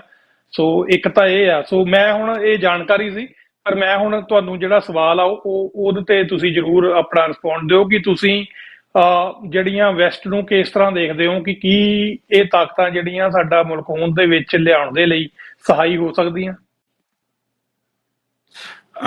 1984 ਤੋਂ ਬਾਅਦ ਜਿਹੜਾ ਸਿੱਖਾਂ ਦਾ ਕਤਲੇਆਮ ਹੋਇਆ ਹੈ, ਉਹਦੇ ਉੱਤੇ ਭਾਰਤ ਨੇ ਕੋਈ ਵੀ ਕੰਮ ਨਹੀਂ ਕੀਤਾ। 25,000 ਲਾਸ਼ਾਂ ਜਸਵੰਤ ਸਿੰਘ ਖਾਲੜਾ ਦੀਆਂ ਦੇ ਉੱਤੇ ਕੋਈ ਸੀਬੀਆਈ ਇਨਕੁਆਇਰੀ ਰਾਹੀਂ ਜ਼ਿਆਦਾ ਕੰਮ ਨਹੀਂ ਹੋਇਆ। ਮਸਾਂ ਜਿਨ੍ਹਾਂ ਨੇ ਅੜ ਕੇ ਕੇਸ ਲੜਿਆ, ਹੁਣ 30 ਸਾਲਾਂ ਬਾਅਦ ਉਹਨਾਂ ਨੂੰ ਨਤੀਜੇ ਮਿਲ ਰਹੇ ਹੈਗੇ ਆ। ਕਹਿਣ ਦਾ ਭਾਵ ਕਿ ਜਦ ਭਾਈ ਹਰਦੀਪ ਸਿੰਘ ਨਿੱਜਰ ਦੇ ਉੱਤੇ, ਗੁਰਪਤਵੰਤ ਸਿੰਘ ਪੰਨੂ ਦੇ ਉੱਤੇ ਭਾਰਤ ਨੇ ਅੱਖ ਚੱਕੀ, ਉਦੋਂ ਉਹ ਦੇਸ਼ਾਂ ਨੇ ਐਕਸਪੋਜ਼ ਕੀਤਾ ਕਿ ਭਾਰਤ ਦੀ ਨੀਅਤ ਕੀ ਹੈ। ਜੇ ਇਹ ਨਾ ਹੁੰਦਾ, ਆ ਜਿਹੜੀਆਂ ਗੱਲਾਂ ਅਸੀਂ ਖਾਲਿਸਤਾਨ ਦੀਆਂ ਗੱਲ ਕਰਦੇ ਆਂ, ਇਹ ਤਾਂ ਕੁਚਲ ਕੇ ਧੌਣ ਚ ਤੁਣ ਕੇ ਇਹਨਾਂ ਨੇ ਖਤਮ ਕਰ ਦੇਣੀਆਂ ਸੀਗੀਆਂ। ਵੈਸਟ ਦਾ, ਖਾਸ ਕਰਕੇ ਨਾਰਥ ਅਮਰੀਕਾ ਦਾ, ਮੈਂ ਇੰਗਲੈਂਡ ਬਾਰੇ ਕਹਿ ਨਹੀਂ ਸਕਦਾ, ਯੂਕੇ ਬਾਰੇ, ਪਰ ਉਹਨਾਂ ਨੇ ਖੰਡਾ ਸਾਹਿਬ ਦੀ ਇਨਵੈਸਟੀਗੇਸ਼ਨ ਪੂਰੀ ਤਰ੍ਹਾਂ ਕੀਤੀ ਨਹੀਂ, ਨਾ ਜਿਹੜੇ ਉਹਨਾਂ ਦੇ ਉਰੇ ਜੇਲ੍ਹਾਂ 'ਚ ਪਏ ਸੀਗੇ ਉਹਨਾਂ ਦੀ ਪੈਰਵਾਈ ਠੀਕ ਤਰ੍ਹਾਂ ਕੀਤੀ ਹੈਗੀ ਹੈ। ਸੋ ਖਾਸ ਕਰਕੇ ਨਾਰਥ ਅਮਰੀਕਾ ਦਾ ਇਹਦੇ ਵਿੱਚ ਬਹੁਤ ਵੱਡਾ ਯੋਗਦਾਨ ਹੈਗਾ ਤੇ ਰਹੂਗਾ। ਜਿੱਥੇ ਤੱਕ ਲੌਫੁਲ ਮੀਨਸ ਨਾਲ ਅਸੀਂ ਆਪਣੇ ਖਾਲਿਸਤਾਨ ਦੀ ਗੱਲ ਕਰਦੇ ਹੈਗੇ ਆ ਤੇ ਉਹਨੂੰ ਵਧਾ ਸਕਦੇ ਆ, ਜਿਹੜਾ ਯੂਨਾਈਟਿਡ ਨੇਸ਼ਨਸ ਚਾਰਟਰ ਦੇ ਵਿੱਚ every people have the right to self determination, ਉਹਦੇ ਵਿੱਚ ਜਿਹੜੇ ਅੱਗੇ ਕੈਵੀਆਟਸ ਲਾਏ ਹੋਏ ਆ ਦੇਸ਼ਾਂ ਨੇ, ਖਾਸ ਕਰਕੇ ਇੰਡੀਆ ਨੇ, ਉਹ ਕਹਿੰਦੇ ਆ ਕਿ self determination only in the case of colonization ਲਾਗੂ ਹੁੰਦਾ ਹੈਗਾ। ਹੁਣ ਕੋਲੋਨਾਈਜੇਸ਼ਨ ਦਾ ਕੇਸ ਸਿੱਖਾਂ ਦਾ ਬਹੁਤ ਸਟਰੋਂਗ ਬਣ ਰਿਹਾ ਹੈਗਾ, ਕਿਉਂਕਿ ਸਾਡੇ ਉੱਤੇ ਐਜ਼ ਪਰ ਦ ਕਨਸਟੀਟਿਊਸ਼ਨ ਹਿੰਦੀ ਥੋਪੀ ਜਾ ਰਹੀ ਹੈਗੀ ਹੈ। ਸਾਡੇ ਉੱਤੇ ਸਾਡਾ ਧਰਮ ਤਬਦੀਲ ਕੀਤਾ ਜਾ ਰਿਹਾ, ਐਜ਼ ਪਰ ਦ ਕਨਸਟੀਟਿਊਸ਼ਨ ਸਾਨੂੰ ਹਿੰਦੂ ਬਣਾਤਾ ਹੈਗਾ। ਸਾਡੀ ਜਿਹੜਾ ਸੱਭਿਆਚਾਰ ਹੈਗਾ ਉਹਦੇ ਉੱਤੇ ਬਾਲੀਵੁੱਡ ਹਾਵੀ ਹੋ ਕੇ ਇੱਧਰ ਉਹ ਵੀ ਤਬਦੀਲ ਕਰ ਰਿਹਾ ਹੈਗਾ। ਸਾਡੀ ਇਕਨੋਮਿਕ ਐਕਸਪਲੋਇਟੇਸ਼ਨ, ਜਿਹੜੇ ਸਾਡੇ ਨੈਚੁਰਲ ਰਿਸੋਰਸਿਸ ਹੈਗੇ ਆ, ਜਿਵੇਂ ਪੰਜ ਆਬ, ਉਹ ਚੱਕ ਕੇ ਇਹਨਾਂ ਨੇ ਰਾਜਸਥਾਨ ਦੇ ਰੇਗਿਸਤਾਨ 'ਚ ਡੋਲਤੇ ਹੈਗੇ ਆ। ਗਰਾਊਂਡ ਵਾਟਰ ਡਿਪਲੀਸ਼ਨ ਹੋ ਰਹੀ ਹੈਗੀ ਹੈ ਇੱਥੇ, ਇਨਵਾਇਰਮੈਂਟਲ ਡੈਗਰੇਡੇਸ਼ਨ ਬਹੁਤ ਹੈਵਲੀ ਹੋਈ ਹੈਗੀ ਹੈ। ਸੋ ਆਲ ਫਾਰਮਸ ਆਫ ਕਲੋਨੀਅਲਾਈਜੇਸ਼ਨ ਆਪਾਂ ਨੂੰ ਹੁਣ ਡਾਕੂਮੈਂਟ ਕਰਕੇ ਵਰਲਡ ਦੇ ਸਾਹਮਣੇ ਪੇਸ਼ ਕਰਨਾ ਚਾਹੀਦਾ ਹੈਗਾ ਕਿ ਭਾਰਤ ਸਾਨੂੰ ਬਿਲਕੁਲ ਕਾਲੋਨੀ ਬਣਾ ਕੇ ਵਰਤ ਰਿਹਾ ਹੈਗਾ, ਤੇ ਇਸ ਅਧੀਨ ਅਸੀਂ ਆਪਣਾ ਕੇਸ ਸਟਰੋਂਗ ਕਰਕੇ, apart from the various and continuing human rights abuses ਜਿਹੜੇ ਹੋ ਰਹੇ ਆ, ਜਿਹੜੇ ਆਪਾਂ ਡਾਕੂਮੈਂਟ ਕਰ ਰਹੇ ਆ, ਇਸ ਪੱਖੋਂ ਸ਼੍ਰੋਮਣੀ ਅਕਾਲੀ ਦਲ ਆਪਣਾ ਕੇਸ ਤਗੜਾ ਕਰਕੇ, ਪੇਸ਼ ਕਰਕੇ ਆਪਣੇ ਪਲੇਬਸਾਈਟ ਦੀ, ਆਪਣੇ ਇੰਡੀਪੈਂਡੈਂਸ ਦੀ ਗੱਲ ਕਰੂਗਾ, ਕਿਉਂਕਿ ਅਸੀਂ ਪੀਸਫੁਲ ਤੇ ਡੈਮੋਕ੍ਰੈਟਿਕ ਮੀਨਸ ਦੇ ਨਾਲ ਇਹ ਪ੍ਰਾਪਤੀ ਕਰਨਾ ਚਾਹੁੰਦੇ ਹਾਂ ਤੇ ਇਹਦੇ ਉੱਤੇ ਅਸੀਂ ਕੰਮ ਕਰੀ ਜਾਵਾਂਗੇ। ਇਹਦੇ ਵਿੱਚ ਜਿੰਨੀ ਦੇਰ ਬਾਹਰ ਸਾਡੀ ਸੁਣਵਾਈ ਨਹੀਂ ਹੋਊਗੀ, ਜੇ ਇਹਨਾਂ ਨੂੰ ਫੜਿਆ ਨਹੀਂ ਜਾਊਗਾ, ਇਹਨਾਂ ਦੀਆਂ ਟ੍ਰਾਂਸਗ੍ਰੈਸ਼ਨਸ ਦੇ ਉੱਤੇ ਨਿਗਾਹ ਨਹੀਂ ਰੱਖੀ ਜਾਊਗੀ, ਸਾਨੂੰ ਤਾਂ ਇੱਥੇ ਦਬਲ ਕੇ ਕੁਚਲ ਕੇ, ਜਿਵੇਂ 84 'ਚ ਸਾਨੂੰ ਮਾਰ ਕੇ ਜਿਹੜੀ ਚੀਕ ਨਿਕਲੀ ਸੀ ਉਹ ਵੀ ਦਫਨਾ ਕੇ ਇਹਨਾਂ ਨੇ ਦੱਬਤੀ ਸੀਗੀ। ਕੋਈ ਮੀਡੀਆ ਨਹੀਂ ਬੋਲ ਸਕਿਆ, BBC ਨੇ ਮਾੜਾ ਮੋਟਾ ਇਹਦੇ ਉੱਤੇ ਪ੍ਰਚਾਰ ਕਰਤਾ ਸੀਗਾ। ਸੋ ਦ ਆਊਟਸਾਈਡ ਫੋਕਸ ਜਿਹੜਾ ਇਹ ਕਰਦੇ ਆ ਹਿਊਮਨ ਰਾਈਟਸ ਤੇ, ਉਹ ਸਾਡੇ ਲਈ ਬਹੁਤ ਜ਼ਰੂਰੀ ਹੈ। ਜੀ। ਸੋ ਸਰਦਾਰ ਸਾਹਿਬ, ਇਹਦੇ ਨਾਲ ਅਸੀਂ ਆਪਣੇ ਦਰਸ਼ਕਾਂ ਦੀ ਸੇਵਾ ਦੇ ਵਿੱਚ ਇੱਕ ਹੋਰ ਬੇਨਤੀ ਕਰਨੀ ਚਾਹੁੰਦੇ ਹਾਂ ਕਿ ਜੂਨ 1984 ਦੇ ਸ਼ਹੀਦਾਂ ਦੀ ਯਾਦ ਦੇ ਵਿੱਚ ਰਿਮੈਂਬਰੈਂਸ ਰੈਲੀ ਜਿਹੜੀ ਆ ਉਹ ਹਰ ਸਾਲ ਜਿਹੜੀ ਕੈਨੇਡਾ ਦੀ ਪਾਰਲੀਮੈਂਟ ਦੇ ਵਿੱਚ ਰੱਖੀ ਜਾਂਦੀ ਆ, ਉਹ ਇਸ ਸਾਲ ਵੀ ਜਿਹੜੀ ਹੈ 14 ਜੂਨ ਦੁਪਹਿਰੇ 2 ਵਜੇ ਸ਼ੁਰੂ ਹੋਏਗੀ। ਸੋ ਉੱਥੇ ਪਹੁੰਚਣ ਦੇ ਲਈ ਤੁਸੀਂ ਆਪਣੇ ਨਜ਼ਦੀਕੀ ਗੁਰੂ ਘਰਾਂ ਤੋਂ ਪਤਾ ਕਰੋ। ਬੱਸਾਂ ਤਕਰੀਬਨ ਸਾਰੇ ਗੁਰੂ ਘਰਾਂ ਦੇ ਵਿੱਚੋਂ ਜਾਣਗੀਆਂ, ਪਰ ਵੀਰਵਾਰ ਨੂੰ ਅਸੀਂ ਸਪੈਸ਼ਲ ਪ੍ਰੋਗਰਾਮ ਇਹਦੇ ਉੱਤੇ ਜਿਹੜਾ ਲੈ ਕੇ ਆਵਾਂਗੇ, ਉਹਦੇ ਚ ਪ੍ਰਬੰਧਕ ਵੀ ਸਾਡੇ ਨਾਲ ਹੋਣਗੇ ਔਰ ਪੂਰੀ ਜਾਣਕਾਰੀ ਕਿ ਕਿਸ ਗੁਰੂ ਘਰ ਤੋਂ ਤੁਸੀਂ ਜਿਹੜੇ ਆਪਣੀ ਬੱਸਾਂ ਦੀ ਬੁਕਿੰਗ ਕਰਾ ਸਕਦੇ ਹੋ, ਤੇ ਜੇ ਤੁਸੀਂ ਆਪ ਆ ਸਕਦੇ ਹੋ ਤਾਂ ਆਪ ਵੀ ਜਰੂਰ ਪਹੁੰਚੋ। ਸੋ ਓਟਵਾ ਦੇ ਵਿੱਚ ਇਹ ਕੈਨੇਡਾ ਦੀ ਰਾਜਧਾਨੀ ਹੈ, ਪਾਰਲੀਮੈਂਟ ਹੈ। ਪਾਰਲੀਮੈਂਟ ਦੇ ਵਿੱਚ ਇਹ ਜਿਹੜੀ ਪਾਰਕ ਆ, ਜਿਹੜੀ ਪਾਰਲੀਮੈਂਟ ਦੇ ਗਲਿਆਰੇ ਦੇ ਅੰਦਰ, ਉਹਦੇ ਵਿੱਚ ਇਹ ਰੈਲੀ ਹਰ ਸਾਲ ਹੁੰਦੀ ਹੈ। ਔਰ ਇਸ ਸਾਲ ਵੀ ਇਹ ਰੈਲੀ ਹੈ ਜਿਹੜੀ 14 ਜੂਨ ਦੀ ਜਿਹੜੀ ਆ ਉਹ ਰੱਖੀ ਗਈ ਆ, ਤੇ ਸਮਾਂ ਦੁਪਹਿਰੇ 12 ਵਜੇ ਦਾ। ਸੋ ਸਰਦਾਰ ਸਾਹਿਬ, ਸਮਾਂ ਲਗਭਗ ਆਪਣਾ ਸਿਰਫ ਆਪਣੇ ਕੋਲ 1 ਮਿੰਟ ਬਚਿਆ। ਸੋ ਕੌਮ ਦੇ ਨਾਂ ਤੁਸੀਂ ਕੋਈ ਅਖੀਰ ਦੇ ਵਿੱਚ ਪ੍ਰੋਗਰਾਮ ਦੇ ਮੈਸੇਜ ਕੀ ਦੇਣਾ ਚਾਹੋਗੇ? ਆਪਾਂ ਕਨਕਲੂਡ ਕਰਦੇ ਹਾਂ। ਜਿਹੜੀ ਸਿੱਖਾਂ ਦੀ ਜਮਹੂਰੀਅਤ SGPC ਰਾਹੀਂ ਸਥਾਪਿਤ ਸਿੰਘ ਸਭਾ ਲਹਿਰ ਨੇ ਕੁਰਬਾਨੀਆਂ ਸ਼ਹਾਦਤਾਂ ਰਾਹੀਂ ਕੀਤੀ ਸੀ, ਉਹ ਅੱਜ ਭਾਰਤ ਨੇ ਬਿਲਕੁਲ ਖਤਮ ਕਰਤੀ ਹੈਗੀ ਹੈ। ਅਕਾਲ ਤਖਤ ਸਾਹਿਬ ਦਾ ਜਿਹੜਾ ਖੇਡ ਖੇਡਿਆ ਜਾ ਰਿਹਾ ਹੈਗਾ, ਪਰਚੀਆਂ ਦੇ ਰਾਹੀਂ ਬਣਾਉਂਦੀ ਹੈ, ਉਹ ਸਮੂਹ ਸਿੱਖ ਜਗਤ ਨੂੰ ਇਕੱਠੇ ਹੋ ਕੇ ਨਿਭਣਾ ਚਾਹੀਦਾ ਹੈਗਾ। ਜਿਹੜੇ ਸੰਸਥਾਵਾਂ ਦੇ ਰਾਹੀਂ ਅਸੀਂ ਕਰ ਸਕਦੇ ਹਾਂ, ਜਿਵੇਂ ਦਲਾਈ ਲਾਮਾ ਨੇ ਆਪਣਾ ਪ੍ਰਾਈਮ ਮਿਨਿਸਟਰ ਚੁਣਿਆ, ਪੋਸਟਲ ਬੈਲਟਸ ਰਾਹੀਂ ਸਾਰੇ ਬੱਸ ਦੇ ਤਿੱਬਤੀ ਜਿਹੜੇ ਬਾਹਰ ਹੈਗੇ ਆ, ਉਹਨਾਂ ਰਾਹੀਂ ਵੋਟ ਪਵਾ ਕੇ ਉਹਨਾਂ ਨੇ ਚੋਣ ਕੀਤਾ ਹੈ। ਜਿਹੜੇ ਅਕਾਲ ਤਖਤ ਸਾਹਿਬ ਦੇ ਜਥੇਦਾਰ ਦਾ ਹੁਕਮ ਸਾਰਿਆਂ ਤੇ ਲਾਗੂ ਆ, ਸਾਰਿਆਂ ਦੀ ਵੋਟ ਉਹਨਾਂ ਦੇ ਬੰਦਰ 'ਚ ਹੋਣੀ ਚਾਹੀਦੀ ਆ। ਆਓ ਇਕੱਠੇ ਹੋ ਕੇ ਅਕਾਲ ਤਖਤ ਸਾਹਿਬ ਦੀ ਸਥਾਪਨਾ ਆਪਾਂ ਇੱਕ ਡੈਮੋਕ੍ਰੈਟਿਕ ਸਿਸਟਮ ਨਾਲ ਕਰਨ ਦਾ ਯਤਨ ਕਰੀਏ।